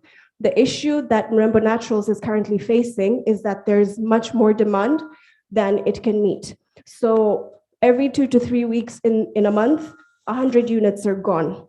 That's why we are here to ask for investment, because we want to increase capacity. So if you are producing 100 in a month. Per product. Yes. At the end of the month, that's gone. It's all gone. And what is the net profit that? So in the first year, approximately 97 million was turned over. Of that, a gross margin of 66% was achieved, and the net margin before taxes is 58%. So with TBS, and that's why we're here as well, because we're in a conundrum, or Mrembo Naturals is in a bit of a conundrum. When we first approached a bank for financing in order to actually get certification and expand, because currently Irene is working in a domestic factory. You can't get certified if you don't have a detached factory from your own home. That's why she needed financing, but the bank said that they can't finance her without TBS. And so this is one of the reasons we're here. Yeah, I would just like to know, in terms of being organically certified, how that is coming along, because I understand there is TBS certification for you to be able to meet the standards, but there is organic certification. I believe you that you have organic products, but how does the market certify or believe what you're doing organic? So we are sourcing our ingredients. I myself, I have a diploma in hair care organic formulation from Formula Botanica UK. So we are making sure the ingredients that we are sourcing, they have a certification. Well, let me just rephrase my question. Okay. I've met you, you've explained to me, but you're not going to meet all your customers. And normally there is an organic certification that shows me as an do you have a plan to work on it? Yes, we have a plan. Thanks. One final question. Salum, okay. No, I think I've looked at your business already, and I gave my comment already. But I just want to know one thing: how much do you need for you to get the premises in order to get TPS certification? 10. 10 what? 10,000 USD. 10,000. Yes. And last year you turned over 100 million, correct? Yes. With a profit of 58. Yeah. So you have a net profit of more than 50%. Okay. What happened is, yes. Yeah. Why are you raising money? Because for me, I think you have a net profit of almost 50% of your raise. If you phase it in 2 periods, you probably face out the need for you to raise money at this stage. 1, you don't necessarily go to a bank now. 2, you probably don't need an equity investor to take part of the equity. Maybe it's too early for you to do that. So for me, my advice, I gave my advice to one of your colleagues, and I'm giving this to you now. I don't think if you have a fundraising problem as a company. So what happened is we started with 23 million Tanzanian shillings. So the profit we got, we reinvested. That's why we need money. We are the profit. I mean, the amount of money we have, we are able to produce only 100 pieces of product per month. Yeah, but with 100 million as your turnover and your net profit of 56%, correct? 58. 58. So you have, at the end of the year, you have enough money to reinvest in the second year. And if you only need 10 million for physical premises for you to get TBS, that will give you more business to grow, then probably don't need to raise money. I don't know whether you have looked into that. Okay, but we want to grow, like we'll be able to reinvest, but not be able to grow. Yeah, but we only need 1 year to do that. You have your finance person here. Yeah. We only need 1 year to reinvest, because to me, your net profit, that has paid out all your expenses, including your salary. Yeah. Correct? Maybe pre-tax. I don't know whether you're paying taxes already. But at least you can still have enough if you only need 10 million shillings for you to get the premises, to get TBS. Because for me, I believe once you have TBS, we'll open up more markets for you, correct? Yeah. Once you're certified, you open up markets for you. And I don't think you do need to raise money for that. I understand if you want to raise money for growth and other expansions and everything. If all other things put into context, I totally agree. But if the idea is to get all these certifications and everything, I don't think there should be good reasons for you to raise money at this stage. Because I think you're going to give a lot of equity at a stage where probably you don't need to do that. I think you can come back to the market to raise money once you have a certification. Because for me, I give a very simple example. No investor will give you the money to get the certification. You come to the investor once you are certified. And you can do that because you have the resources to do that, because you don't need a lot of money to do that. Once you do that, I strongly believe you can come back to the market now with a raise to take you to the next level. Good product, and it's a good company. I believe you have a background in cosmetics, 5 years experience. I think there's a huge potential for growth, but I don't think if it's the right time for you to raise money now. This is my advice. Thank you.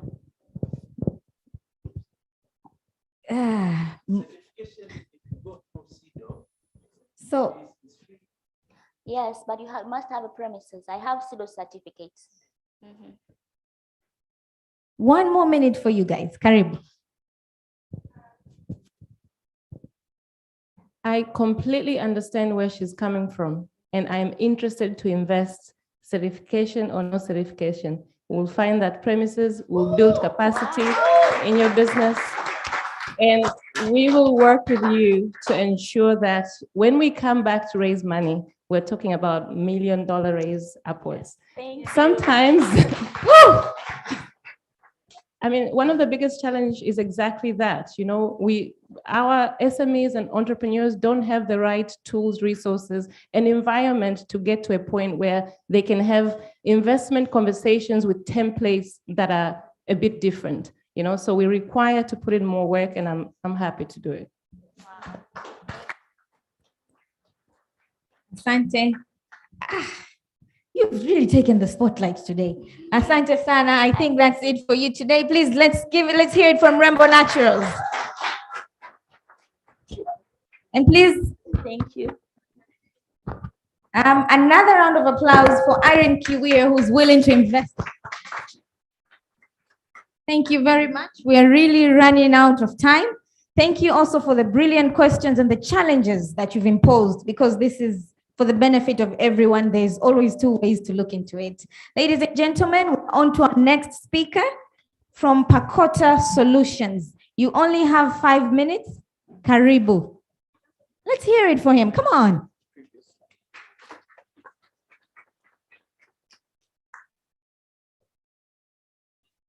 Hi. Yes, my name is Hasani Masanja. I'm co-founder of Pakota Solution. Pakota Solution is a platform in Tanzania which deals with eco-water, car wash, eco-friendly car wash. We are washing a car without using water.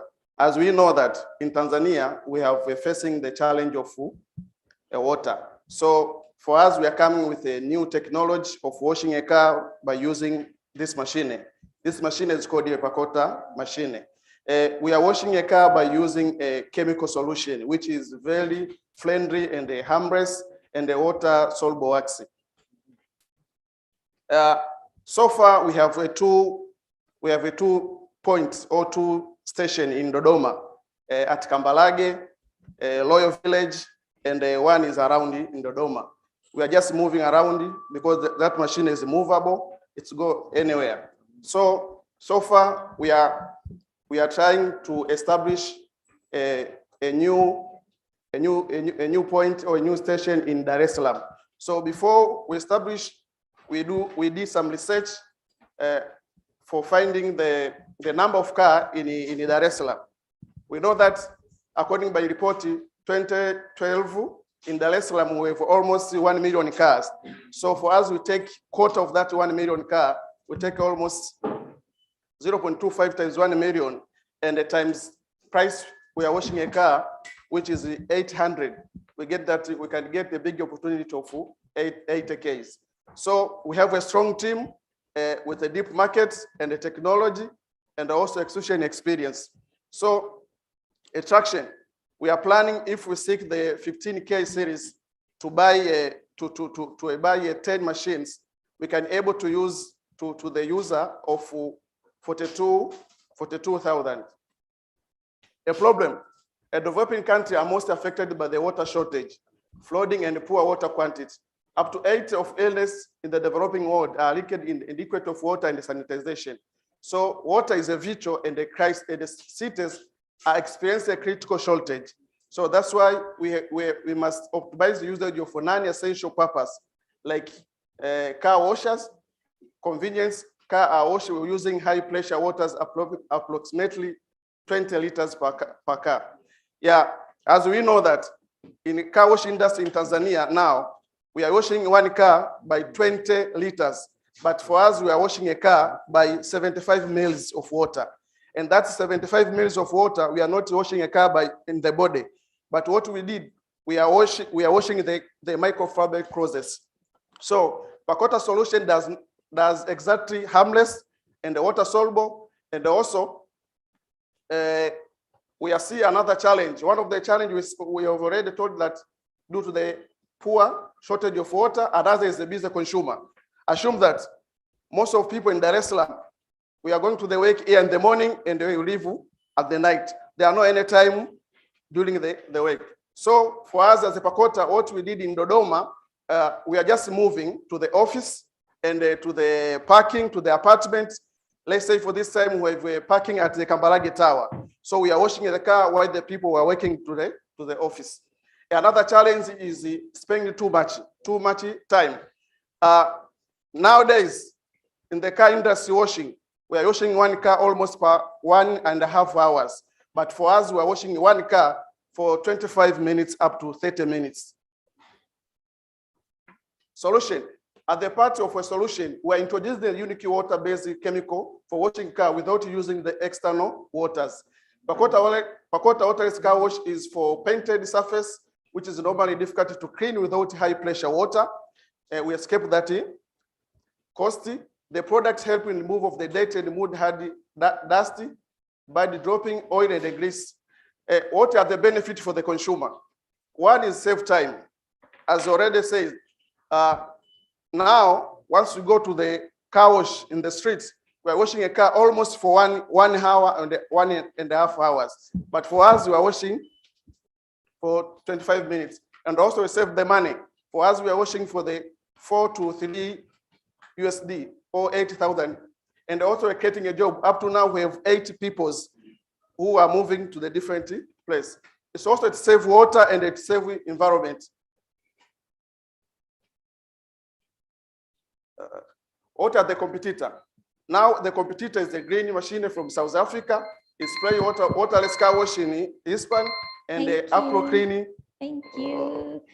Thank you very much. You say you wash for 830 minutes max. Yes. Wow, that's fair. Let's hear it. Asante sana. Asante sana. Just for some housekeeping, please, if you have questions to ask, make sure you stand up on your feet so that the camera guys could get your full shot. And for those who are already discussing terms with their investors, can you please meet in the boardroom so that you could have more space? /deal room. Asante, karibu kwa maswali. Yes. So there's a question regarding what your business model is and how does someone find you to ask for a car wash? Is there an app or phone number such? Okay. Yes, our business model now is by connecting the mobile out of the detail with the consumer. And also we are moving around there, especially in the Dodoma. We are giving the sample for Dodoma. We are moving around in the Dodoma. Now we are available at Kambalage Tower, Loyal Village, and around near the Bunge, Dodoma.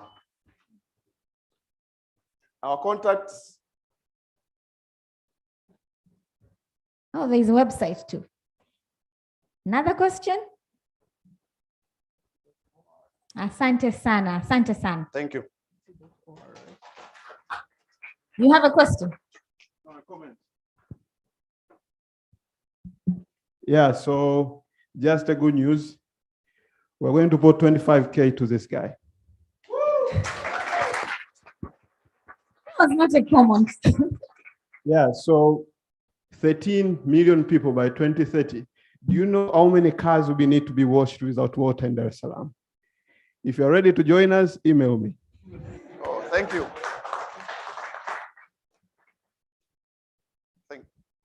Okay, the marketplace is getting lit. Thank you very much. We are now down to 2 representatives.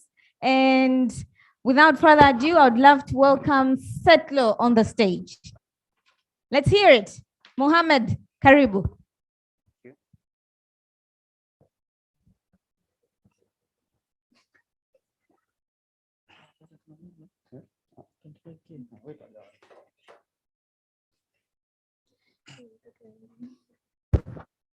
Good evening, everyone. Good afternoon, sorry.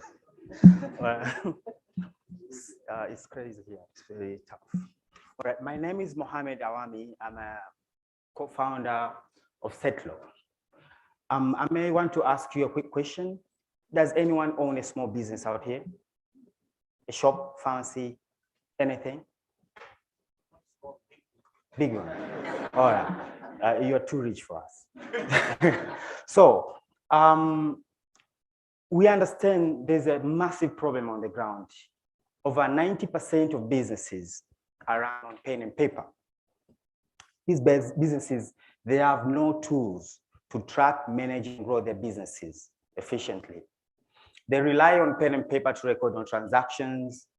They cook numbers and data for tax compliances. They don't understand their true profits and losses. And there is nothing to show when they go to a bank to raise some capital. So we're trying to we're trying to solve this problem, and we were trying to reimagine the future of businesses. Welcome to Setlo. Setlo is a cloud-based point-of-sale software that allows you to run, manage, and grow a business in a single platform. Setlo gives you all the tools you need to run on it, from digital payments in cards and mobile money, cash recordings, to e-commerce. You can sell online within a minute with Setlo point of sale. We also have a quick merchant cash advances and loans, as well as consumer buy now, pay later products to increase sales and profit for these merchants. Our business model is based on subscription monthly of 25,000 shilling. We also earn from payment processing, loans fees, as well as sales of devices.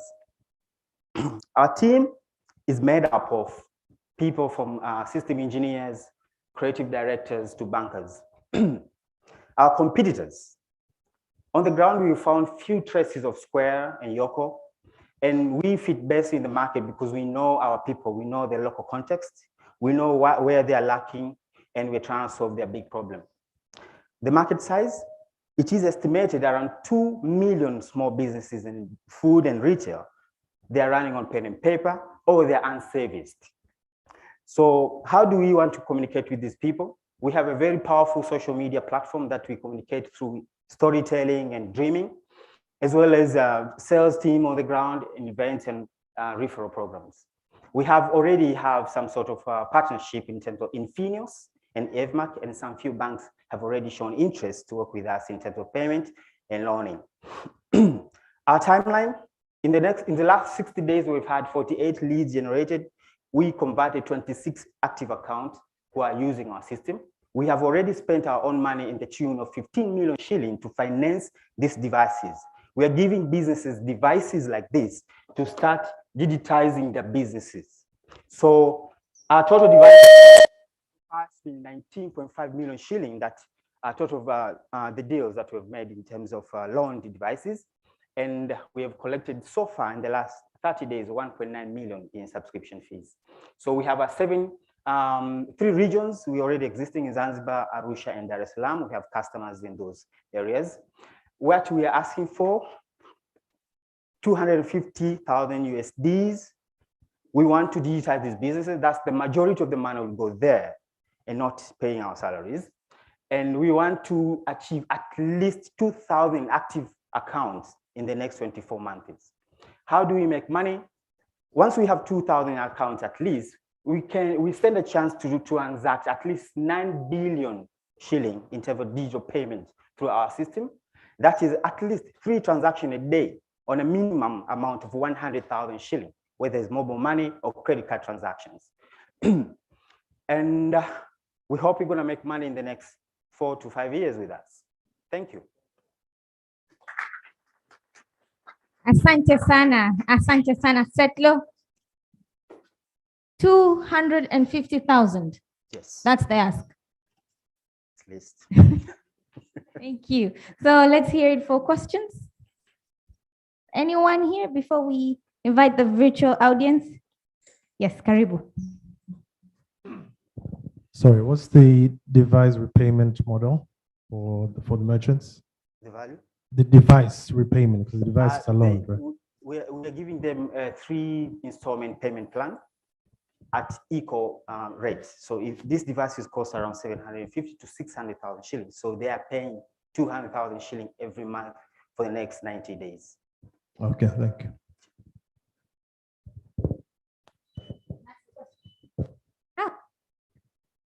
Any more questions? Okay, asante sana, Mohammed. Let's hear it again.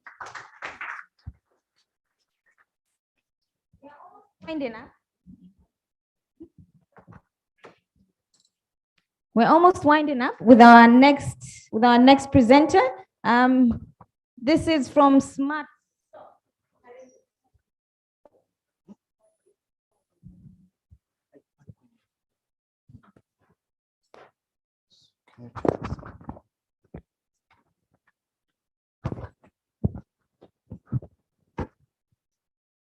Hello.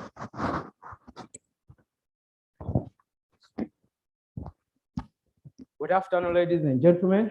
My name is Joshua Mshana, founder and CEO of Smart Stock Company Limited. So now the main SME uses exercise book to keep record of their business, to keep sales, expense, purchase, and other related business records. It seems affordable, right? Because books are easy to get, cheap, easy to carry around, available nearby store, and you're in control of your data in that book. Well, it's not seems so until I met this owner of Ome's Flow in Morogoro, who wanted to manage all his record in one place, see sales when he's away from his business, manage purchase, invoice payment, inventory value. They want to know how much quantity to produce. They want to know from which supplier to source. You want to increase the sales, and that complexity, you can't achieve it from the documents that you write on either an Excel or exercise book. There are 14 million people like that maize mill owner. Based on that data, 95% of business in Tanzania is SME. With 25 internet penetration, we come across to 14 million potential customer. Out of those 14 million, 5 million are on social media each month. So at Smart Stock, we try to solve 3 problems. We are not to solve record keeping or e-commerce or any of that. We try to solve the combination of these 3 problems. First, management of your business. Second, engagement, increase customer, increase another channel of sales. And another one is grow financial record, get loan from the bank, get your financial statement right way. So that combination is a problem to a business or the way we do business in our country right now. So there are other companies who try to do the same thing. There's Mauzo app, who trying to do sales and inventory management. Songesha and other microfinance try to provide loans. There's Fudisasa for the delivery accounting system. Other delivery app includes the last presenter who was presenting here. But let's take a moment and imagine the future for a second. We can continue to keep record in our exercise book. We can keep having many apps to manage delivery, to manage stock, to manage sales, to manage e-commerce. There's a cost, there's a complexity, you confuse the owner, and you leave all the solution, you just go back to the default, is the exercise book, and the normal way you have been told. But we have a better way, we have a better solution. We provide you Smart Stock, an innovative digital platform to manage sale, stock, purchase, and other business activity. In Smart Stock, we believe if you can manage the stocks can go to the online market, we call it online mall. Stock can provide you the sales records that can give you the loan, go to the bank, etc. So right now, we try to solve the first component of sales and stock management. You can find our website, smartstock.co.tz. Our customers so far are farmers, liquor store, hardware, and creative shops. Our revenue model is 3,000 Tanzanian shilling per shop per month. And this is the metric so far. We have account open 500, 200 verified, 20 paying shop. Up to now, we've been to generate a gross revenue of 4.8 million Tanzanian shilling. We are selected as a part of an MB Tech startup. We have 1.8 website visitors from January to today, and win as the best innovator, the College of Information Technology, DISM. We're asking for 150 million Tanzanian shilling, that's around 67K USD, for 25% equity. And Smart to stabilize first, the first component for managing stock and sales. We're going to increase the sales and marketing on that first component, and going to facilitate finish those 2 components. So this is our target. By 2020, we want to reach 50 constant paying customers each month. By 2023, 100, 2024, 500. And at the end of 2024, we want to make a turnover of 7+ million profit before tax. So our customer categorize them in 2 categories: of shop owner who want to keep record, and those are shop owner who don't want to keep records, they just want to increase sales. So that's the second component of engagement, the first thing. Thank you.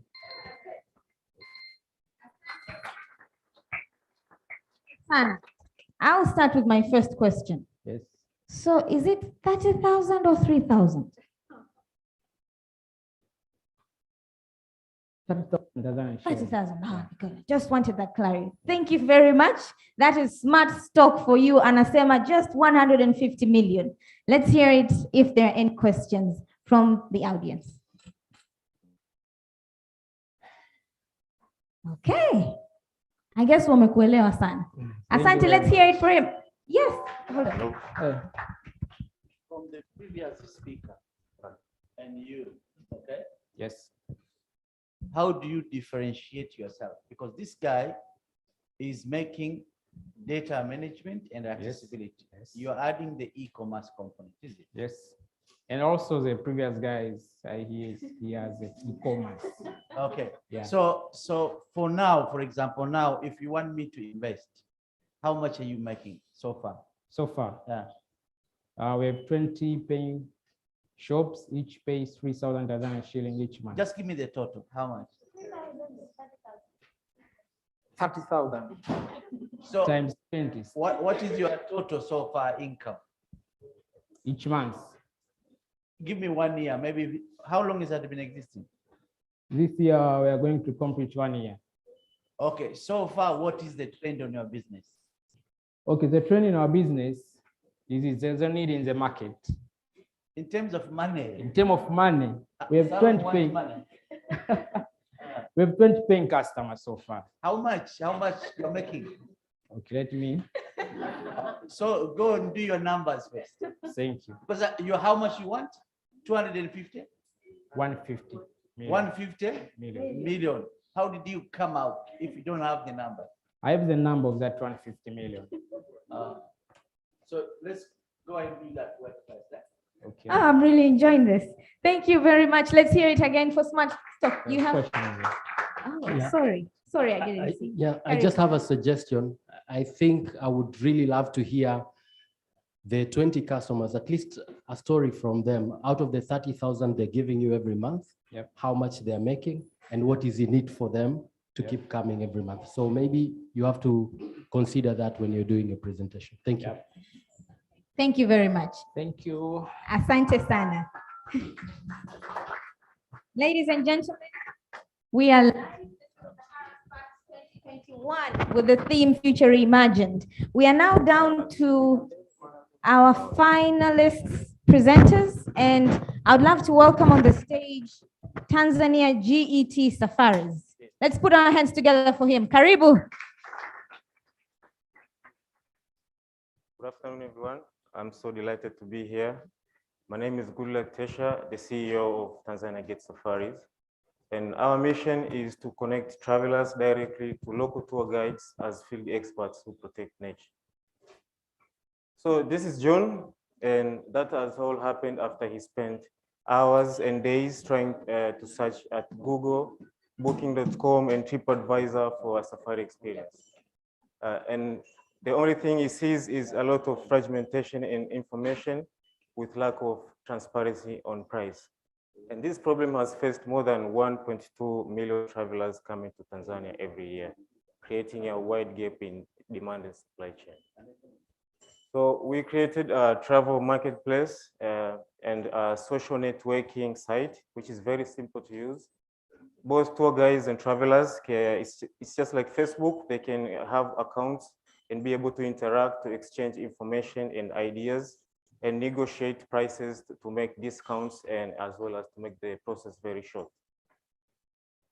So the value we create to travelers is that they're going to be able to leverage artificial intelligence so that they can have recommendation based on the interest of the travelers. And the tour guides are going to be able to upload their safari packages as well as mountain climbing experience for free. We have received clients from France and Luxembourg, which makes the Schengen area as our beachhead market. And we only take 0.08 market share from the total population before we jump to Africa and Asia in the future. These are our partners, the French Embassy in Tanzania, as well as the United Nations International Trade Center.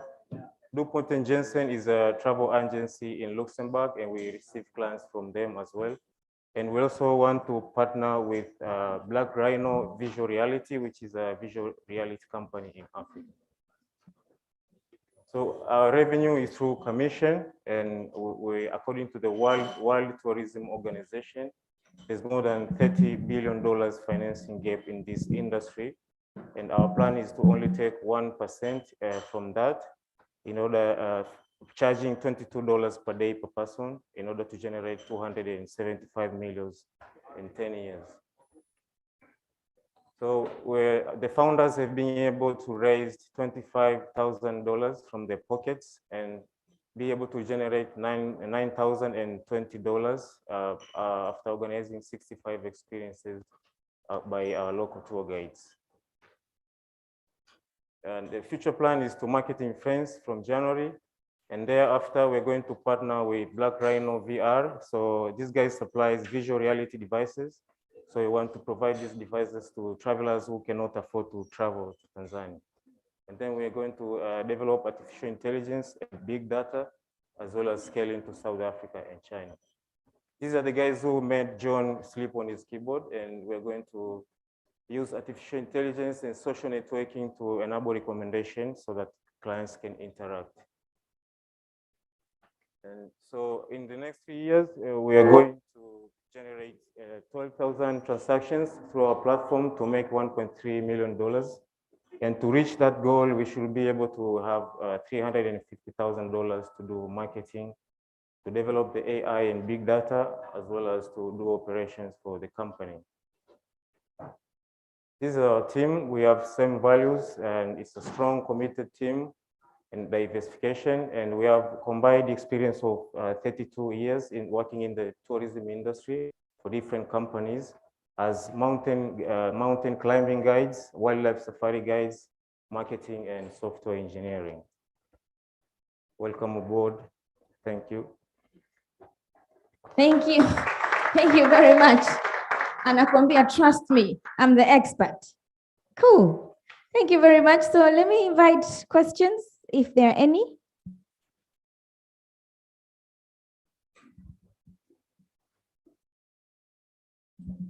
Can you speak more about the social impact this would have on local tour guides and how you plan to onboard more? Okay.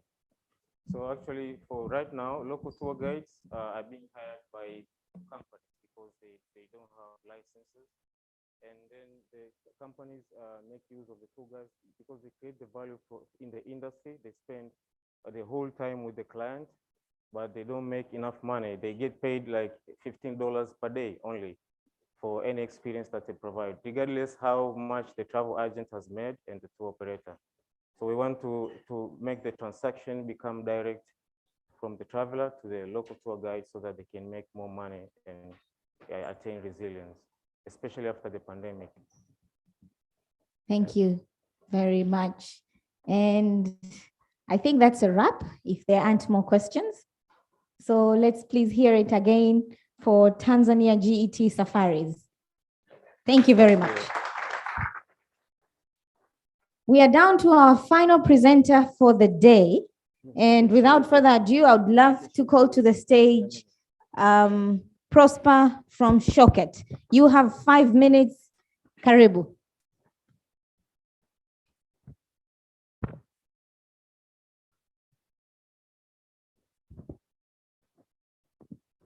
Hello. My name is Prosper Sarum, and I am one of the founders of Shoket. We're in a digital transformation era. We are moving from cash to cashless. Businesses need an affordable, convenience, and accessible payment infrastructure to help them collect digital payments. Currently, there's a huge challenge for private institutions, especially colleges, to find a better solution for them to accept payments from their students in a digital way. In a small survey that we did, we found out that 80% of these colleges are not satisfied with their current option of collecting payments. We are building a digital payment infrastructure that can easily be accessed and integrated. Through these solutions, these colleges can accept payments from their students directly in their platform through mobile money, banks, and digital wallets.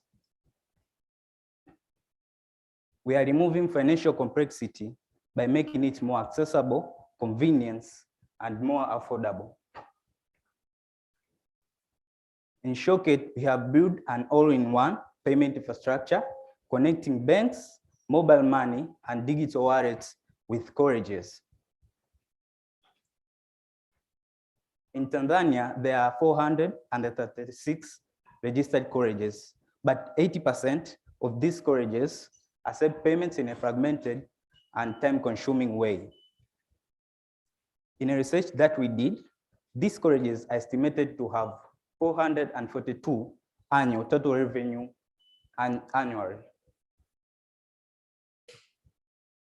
We are charging 3% commission fee for every successful transaction with these colleges. And we are estimated to have 13 billion revenue annually after hitting our total market potential. We are gonna get our customer by recruiting them manually and market our product through the word of mouth.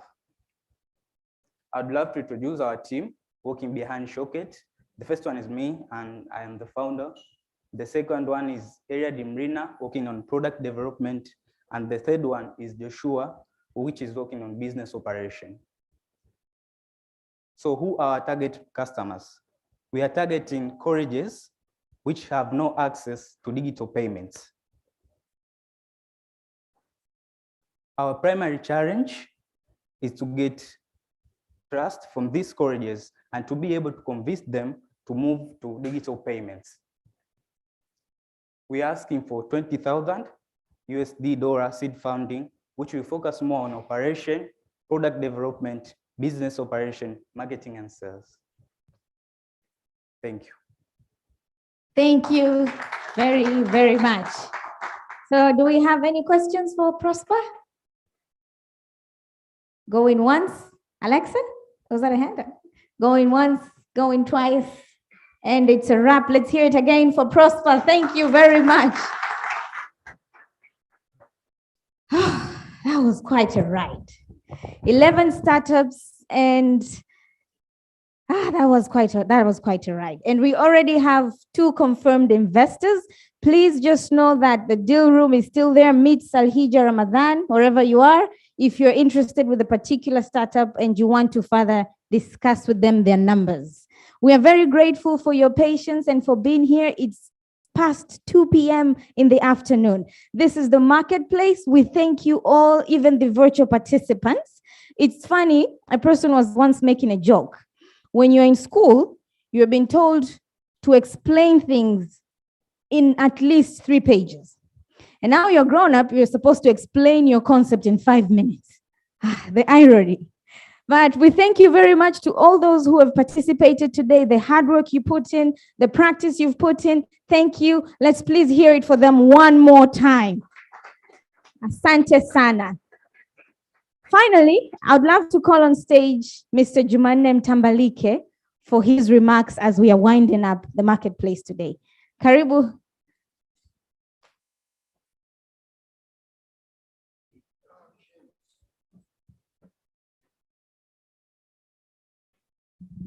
Yeah, so I'm standing between you and your lunch, and I know some people also are running for Friday prayers.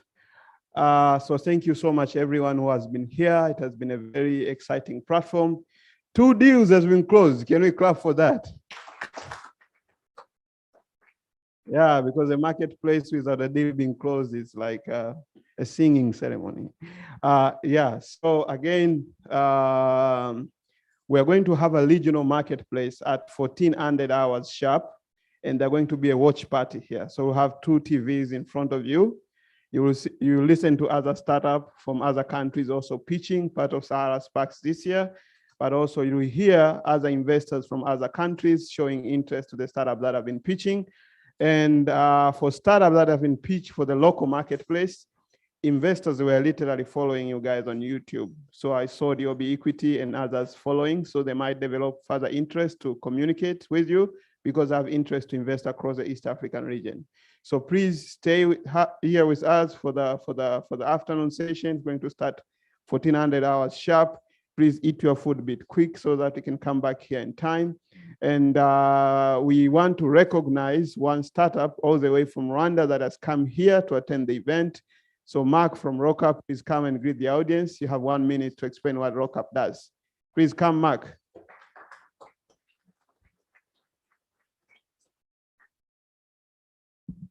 Ujambo, asanteni. Jina langu ni Makabel Mujenwa kutoka Rwanda. I'm the CEO and the co-founder of a startup called RockUp. At RockUp, we are solving almost all of the problems people have been talking here. Like people, they want to raise revenues, they want to go for venture capitals, but at RockUp as a startup, we are trying to help them raise revenue by doing their own sales. So we are helping graduates by training them to become sales development representatives in Africa's startups, mostly focusing on tech. And then we are helping companies to hire them. Secondly, we are also helping Africa's startups to get sales startups, so sales talent. By doing this, we want people to run some operations by doing sales. So we want them to focus on sales. Because at RockUp, we have not yet done any, like raised any fund. Just because we want to do something, we say, let's run some sales, and then we get money to run this operation, even paying rent. We say, we do not need to raise money for rent. Let's, instead of making the product perfect, let's train some people. Let's see if we can sell. Then we sell. After getting sales, we run operations. So that is what you're going to help other startups to develop their sales. I'm here because I was interested by Sahara Sparks, and I'm going to pitch afternoon. Thank you very much. Welcome. Thank you so much, Mark. And again, so we are planning to have series of marketplaces next year to encourage more flow of capital and matchmaking between investors and startup, and then to address the problem of pipeline. So we are calling for partners, investors, corporates, public, clinics like cigarros to partner together to try to see how we can address this problem. Because what we believe at Sahara, the best way to solve a problem is to build a business around it. That's a perfect way of solving any problem. And the best way to do it is by forming strategic partnerships and a collaboration with others. Advocate Harry, there's a lot of money in this side, especially on intangible assets and patenting and intellectual property. We welcome to work with you. And again, let's look forward for the afternoon session. Let's be back here after 40 minutes because we're starting 1400 hours sharp. Thank you so much, and let's take a break.